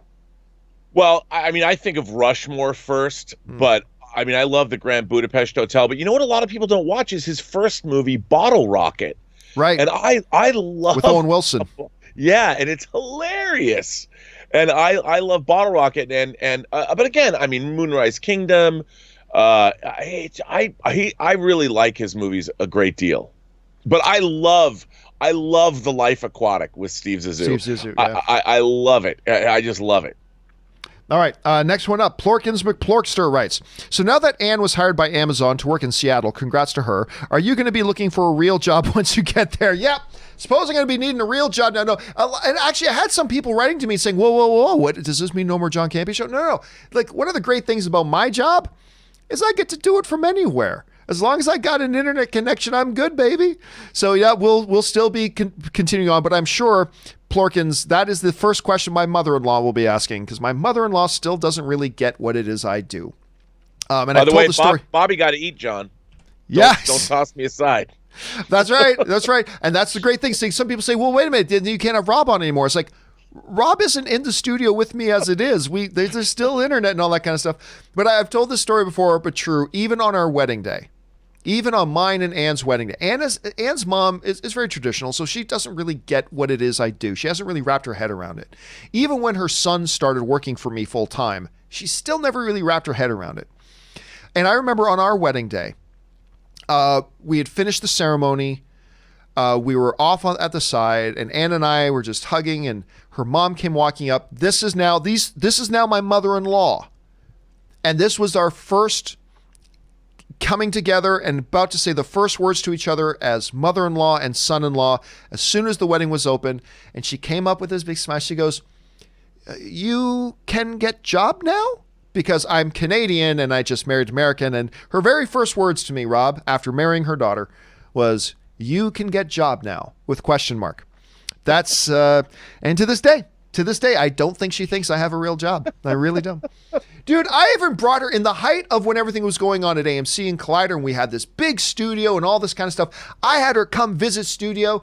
The studio said, "This is the studio I found. I established this place. I had 20 employees running around and blah, blah, blah, all this kind of stuff." Showed her to Ray's office and his workstation and all that kind of stuff. And I still don't think she got it. I still don't think she got it, but it is what it is. I love my mother-in-law. All right, next one up. Canada Rocks writes, for the next Patreon watch along, may I suggest the series I Am Not Okay With This? The 7-episode averages around 23 minutes per episode, and the entire season clocks in at 156 minutes, including credits, not to mention the fact that it's excellent. Well, yeah, so for now, moving forward, we did a couple of watch alongs, which are a lot of fun for everybody. We did the Avengers Infinity War, and then we did Spider-Man Into the Spider-Verse.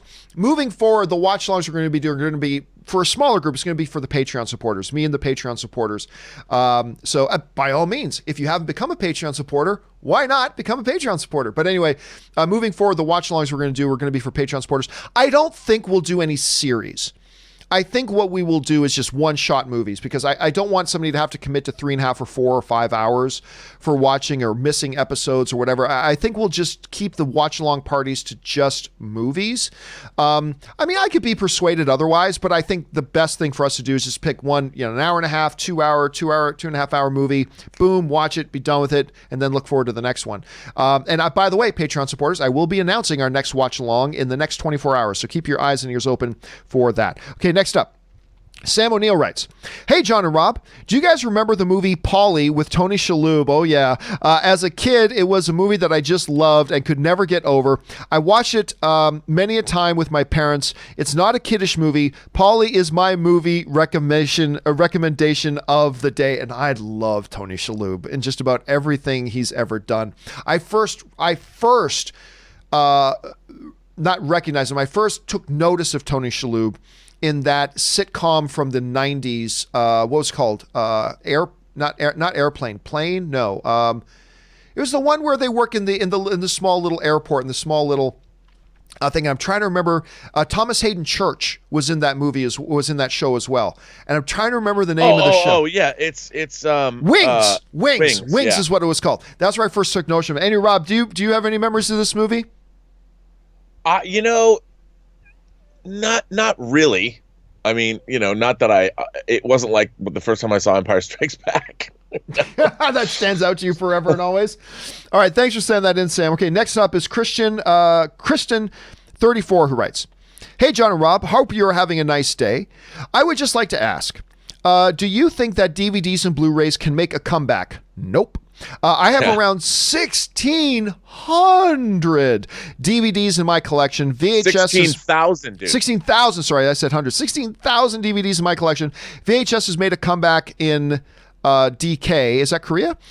What do you think, and how many do you have, Rob? No, they will not make a comeback, but here's what I think. They will always...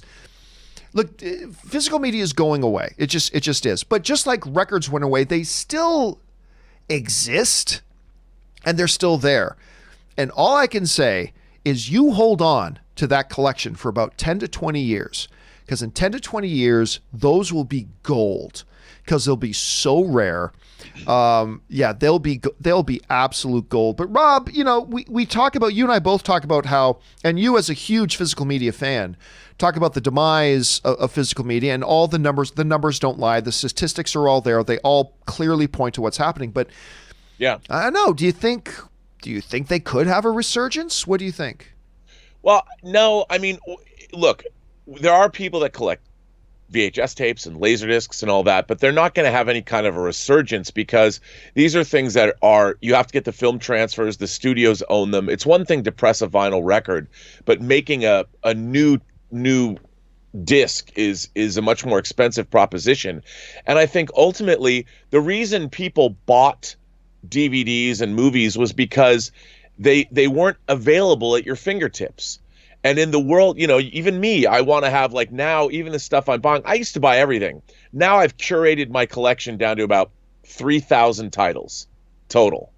And that's including DVDs, Laserdiscs, and Blu-rays and 4K discs. Because if you think about it, in the rest of my life, if I watched a disc a night, which I can't do, I mean, that's like 6,000 hours, even more. And that's like the rest of my life, even if I watch my collection now one a day until I'm dead. And I think ultimately when you have things at your fingertips, like Disney Plus negated all of my Marvel movies, all of my Star Wars movies, all my Disney classic animation discs. I mean, like 200 discs are now right there on Disney Plus.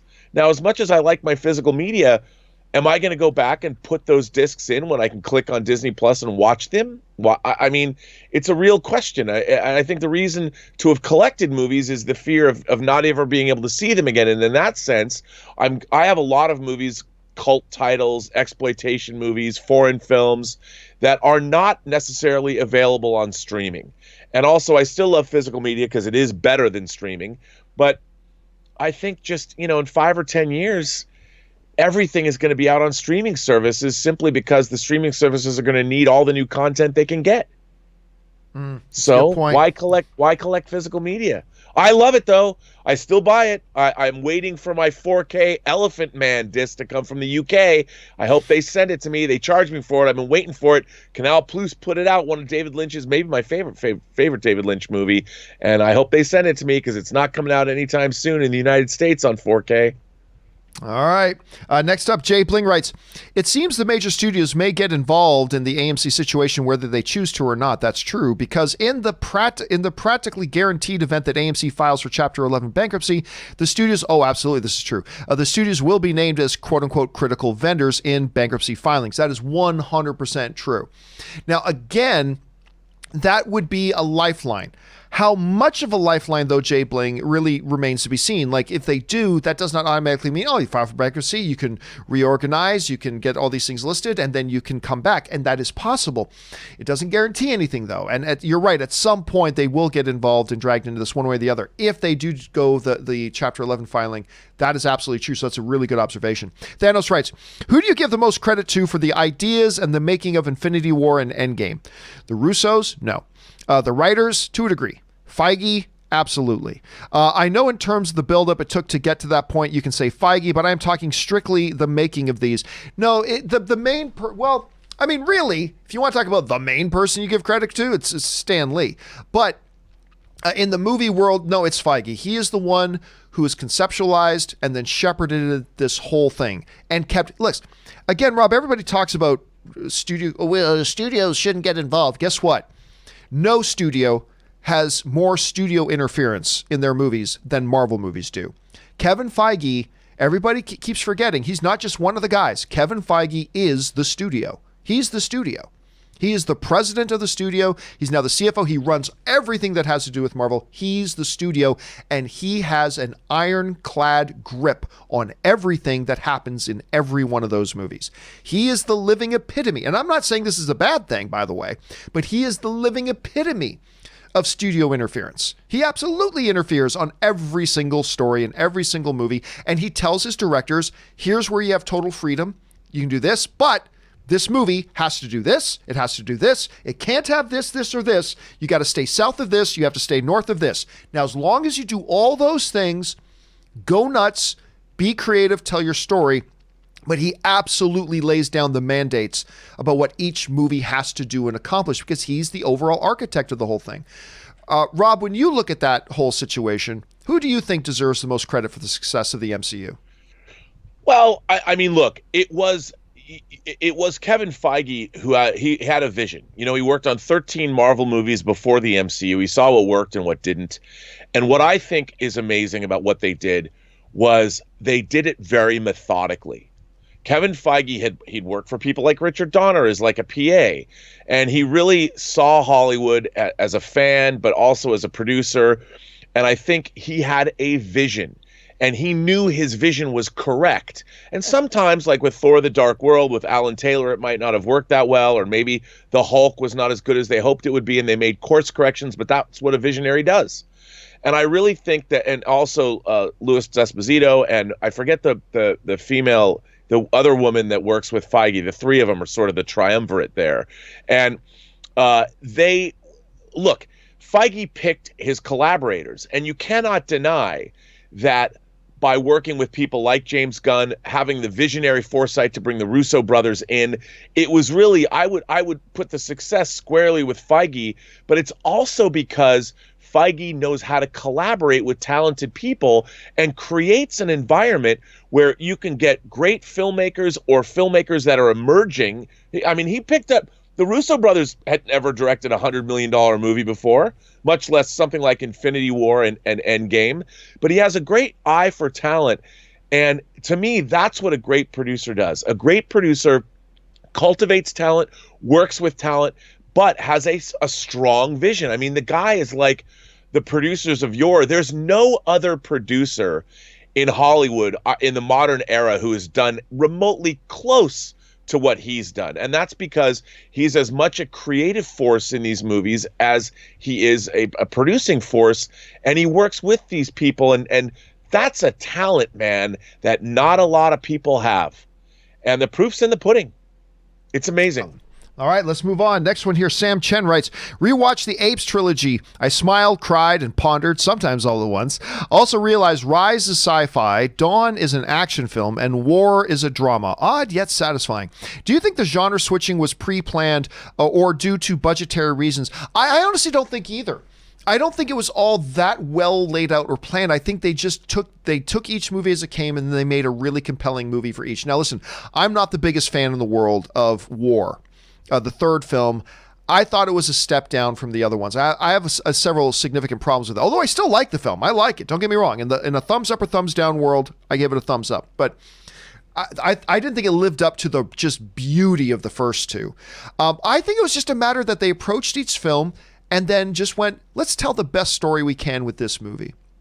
And it turned out, that Dawn turned out to be a certain way. And then they did War, and the idea that came up for that movie was that certain way. So I don't think it was either budget or advanced planning. I think it was just that they each took the approach of, let's tell the best story, what's the best story we can tell in this movie right now? And I think that's the direction they went. And I think for the most part, I think it really worked for them. Sam Chen also writes, I also realized one of the many reasons the Apes movies were great pieces of cinema is that they had to convey complex, deeply human stories, mostly visually, without spoken language, which results in gripping and unforgettable moments. Bring on the Batman, which, of course, listen, Rob, he raises a great point.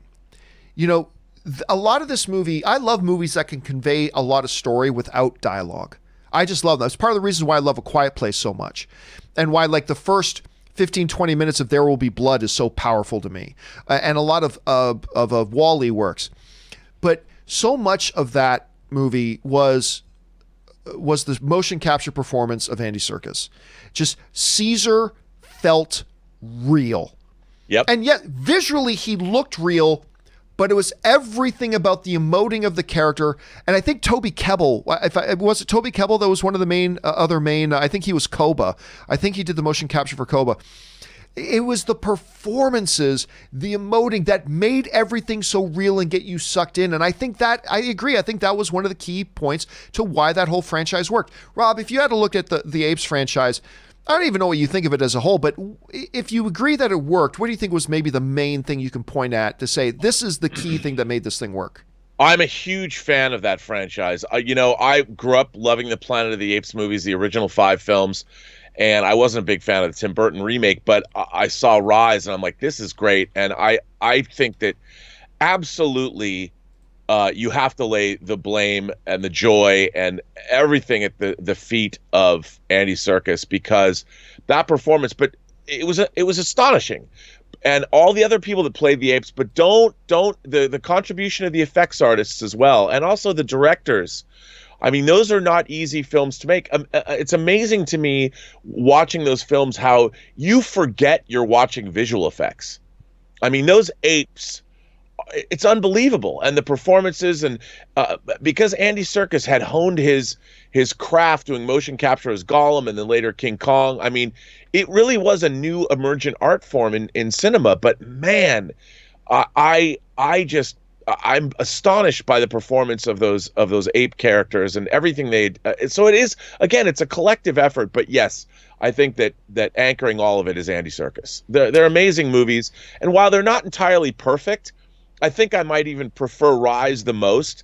Dawn and War are still amazing feats, and as a whole, it does tell a very compelling story. And I mean, what a great triptych of a trilogy of science fiction films. All right, Amazing. next up here, Nate Dogg writes, these are some of my favorite little-known or forgotten action movies. Killing Them Softly, Rush, I love Rush. Narc, I like Narc.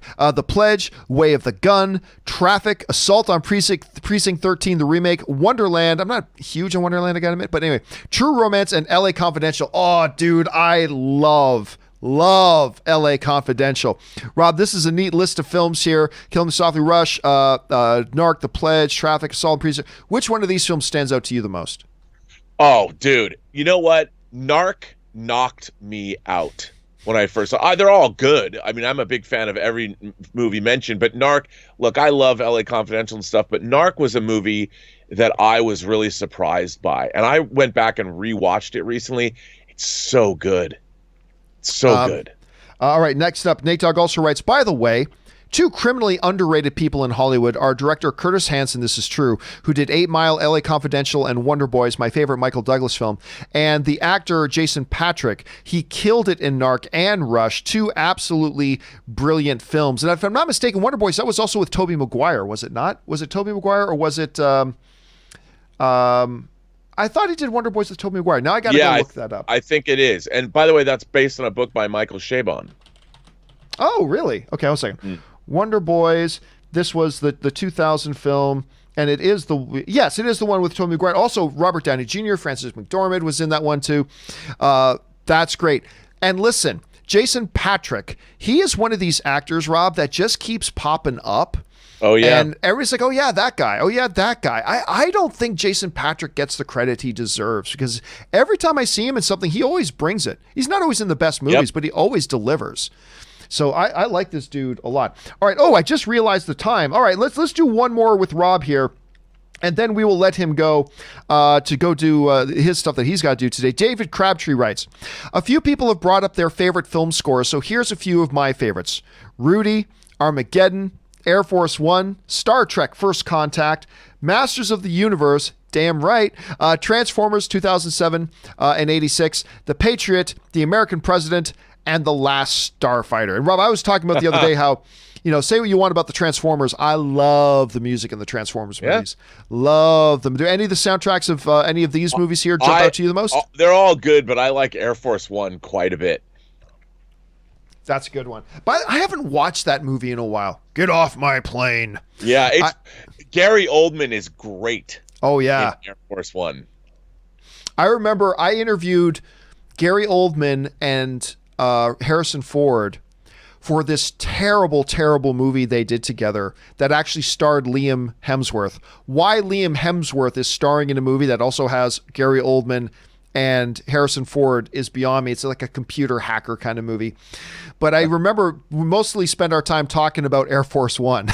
We were talking about that movie, which is a lot of fun. Well, listen, we still got some time left here, guys. But Rob, we do have to let you go because you got things you got to do. But in the meantime, where can people find you and all your adventures online?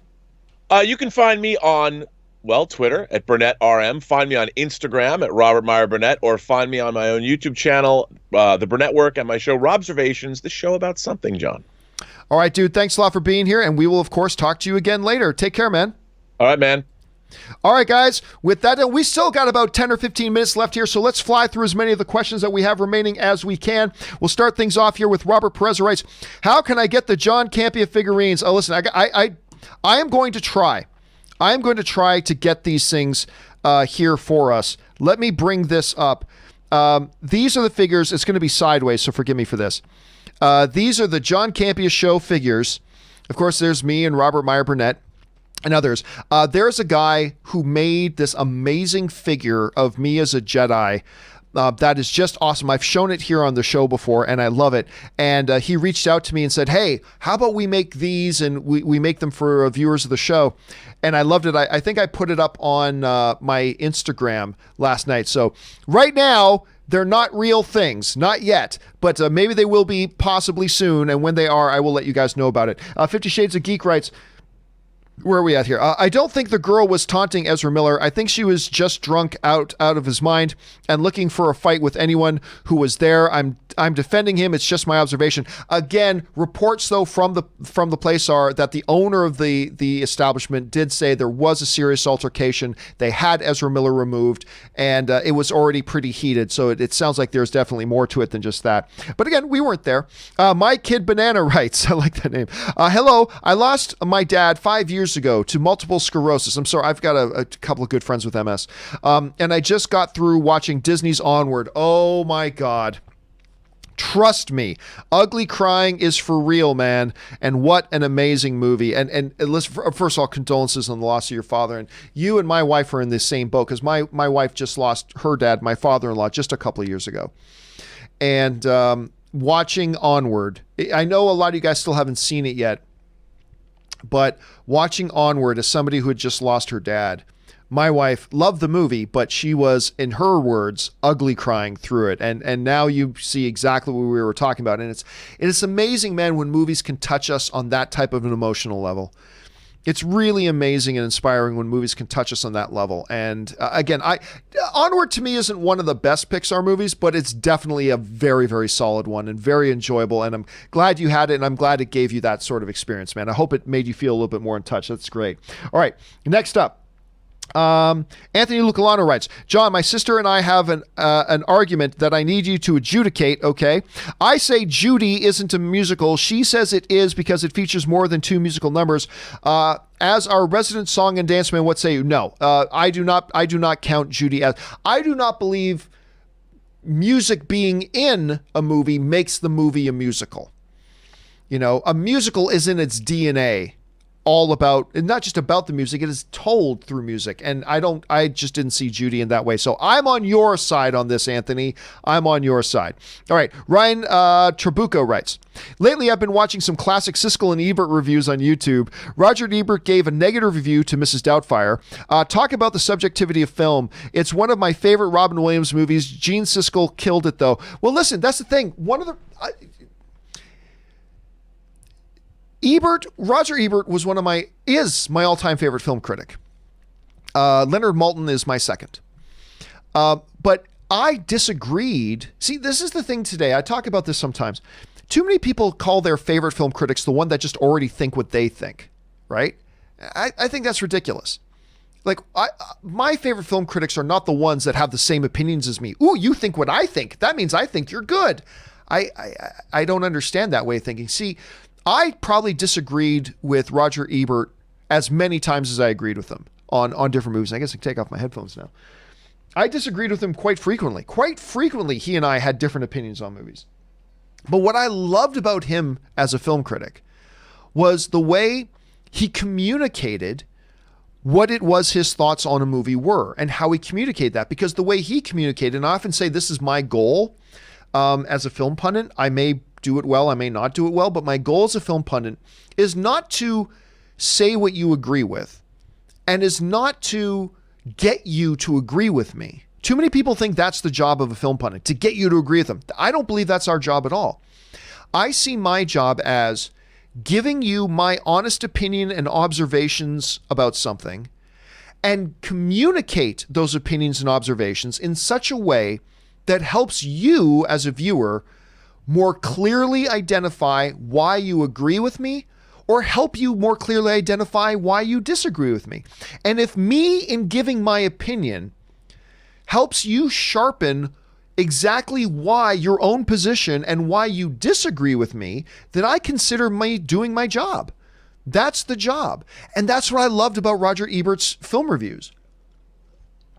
Many of his film reviews did not convince me to like or dislike a movie. A lot of his film reviews helped me more clearly define and understand why I disagreed with his thing, and it helped me gain a wider appreciation for something, and that's why I loved him.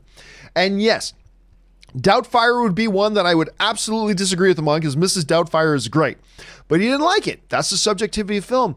But the value of him as a film critic wasn't in saying that he liked the movies I like and didn't like the movies I dislike. That's a simpleton view.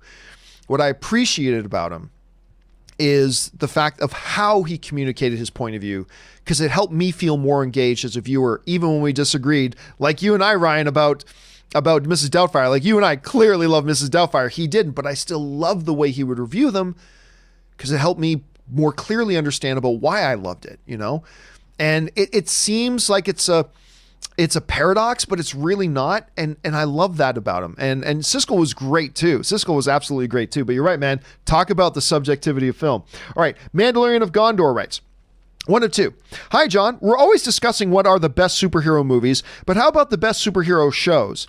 Feel like people don't discuss that as often. Why do you think that is? And do you have any that should be in that discussion? My top 5 are the DCU's Doom Patrol, Amazon's The Boys, FX's Legion, HBO's Watchmen, and the holy grail of superhero shows, in my opinion, is Netflix's Daredevil. I also highly recommend these shows to anyone who hasn't seen them. Thanks. We've talked about favorite superhero shows around here quite a bit. I think one of the reasons is because obviously the movies are bigger and better. There's that. I'm not downplaying what we've got in the TV shows because we got some great stuff. I love all the shows. I don't love Legion. I loved Legion season 1. I gave up in Legion season 2. So I'm not the biggest Legion fan, although I did really like season 1. To me, I think the standard bearer, man, it's weird because you've got The Boys. By the way, Umbrella Academy is fantastic. Umbrella Academy is absolutely fantastic. The Boys is fantastic. Doom Patrol is fantastic. I think Punisher is great. There's a lot of really good ones, but I'm going to go along with you. I think the standard bearer for great drama, superhero, all that kind of stuff, I think probably still Daredevil, because they did it great seasons 1 through 3. They just knocked out all 3 seasons just beautifully. So I'm going to go with you on that one, Mandalorian of Gondor. I agree. I think the Daredevil series is the standard bearer. All right, 50 Shades of Geek writes, I loved your companion video with Ann. Thank you. We love doing it. She's going to do my next one with me, by the way. So we're planning, Ann and I are going to do one again today, and she's going to co-host the companion video with me again. She's great. You should do those more often. I have a viewing recommendation for Ann, if you don't mind. Pokemon Talk. It's like Space Ghost Coast to Coast in the style of Robot Chicken with plushes instead of action figures. Okay. I have never heard of this, but I will pass on your recommendation, 50 Shades. I'll see. I wouldn't be surprised if she knows it. She plays Pokemon Go way too much. But actually, she hasn't touched Pokemon Go in a while because she's so obsessed now with Animal Crossing. But there's that. But I wouldn't be surprised if she already knows that one. All right, 50 Shades also writes, it's a talk show with different Pokemon guests every episode, and it gets crazier every episode. It's one of the funniest things I've seen in a long time. It's super easy to binge. Non-Pokemon fans can enjoy it. I doubt that. And it's all on YouTube, and we'll love it. Well, I'll tell you what. It does sound like something she may actually appreciate and enjoy. So I'll pass that on to her and see if she... But again, I wouldn't be surprised if she doesn't already know it. All right, 50 Shades also writes, by the way, that evil Barney idea you had yesterday... there are 2 Pokemon Talk episodes with similar concepts. Just to be clear, though, that wasn't my idea. That was somebody who wrote in. That was their idea. I just wholeheartedly endorse the idea. I just think the idea is great. All right, an anonymous viewer writes, a film we absolutely do not talk about enough is The End of the Tour. Have you seen it? And if so, your thoughts. That's the one with Jason Segel, right? Hold on, let me just bring it up. The End of the Tour. Yeah, and if so, and I think Jonah Hill was in it as well, if I'm remembering it right. Not Jonah Hill, Justin Eisenberg. Hold on a second. 2015, End of the Tour, directed by James Ponsoldt, and it did star, it wasn't Jonah Hill, it was Jesse Eisenberg. Jason Segel, Ron Livingston's about this writer on tour with a journalist. It's a wonderful little movie. Unfortunately, nobody saw it. If I went to the End of the Tour box office, the End of the Tour box office, let me just bring this up for a second, made $3 million. So nobody saw the movie. So it's difficult to talk a lot about movies that nobody has seen, because then it's a one-way conversation, right? Like normally we talk about topics here, movies that a lot of us have seen, not everybody. Sometimes we try to highlight some hidden gems. But I remember back in the day, back in the AMC days, we talked about this movie. Enjoyed this movie a lot. I thought it was very, very good. I'm not a big Jesse Eisenberg fan. I don't dislike the guy, but I'm not a big fan. But that is one of his better performances, Anonymous. It absolutely is. All right, 50 Shades writes, the first few episodes are a bit hard to get through, but after that, it's comedy gold. Again, I have my doubts about that, but I bet my wife is really going to like it. If she doesn't already know it. All right, last question that we're going to have here today, guys. I hated Transformers 3, mainly because they sidelined Megatron through the movie, and then when it seemed as if he's getting redeemed, when he beats up Sentinel Prime, Optimus comes in and kills him in 1 second. They could have given us one last epic fight. Listen, dude, I just dislike the movie, period. I just dislike the movie, period. It just did not work for me. I know some people like Rob really liked it. I know Schnepp enjoyed it too. That for me, that's just the whole use of Megatron thing is just one of the reasons. Because I agree with you. It's just one of the reasons why I am not a big fan of that. All right, guys, listen. For everybody else, from Dave XP, Iconic Reactions, Denmar95, and on, do not worry. Ann and I are going to be doing a companion video today. There's enough questions to do a full video today instead of putting it off for tomorrow. So we are going to be doing a companion video later today. Come back and join us, guys. We've run out of time. Thank you so much for being here and making the show part of your day. Remember, guys, important. Be smart, be safe, take care of yourselves, take care of the other people around you. Let's do all the things we need to do to get all this BS situation that we're in behind us just as fast as we can. And guys, thank you for being here and making the show a part of your day. And a special thank you to all you guys who sent in questions, because you gave us great fun things to talk about, but also you supported the channel while you were doing it.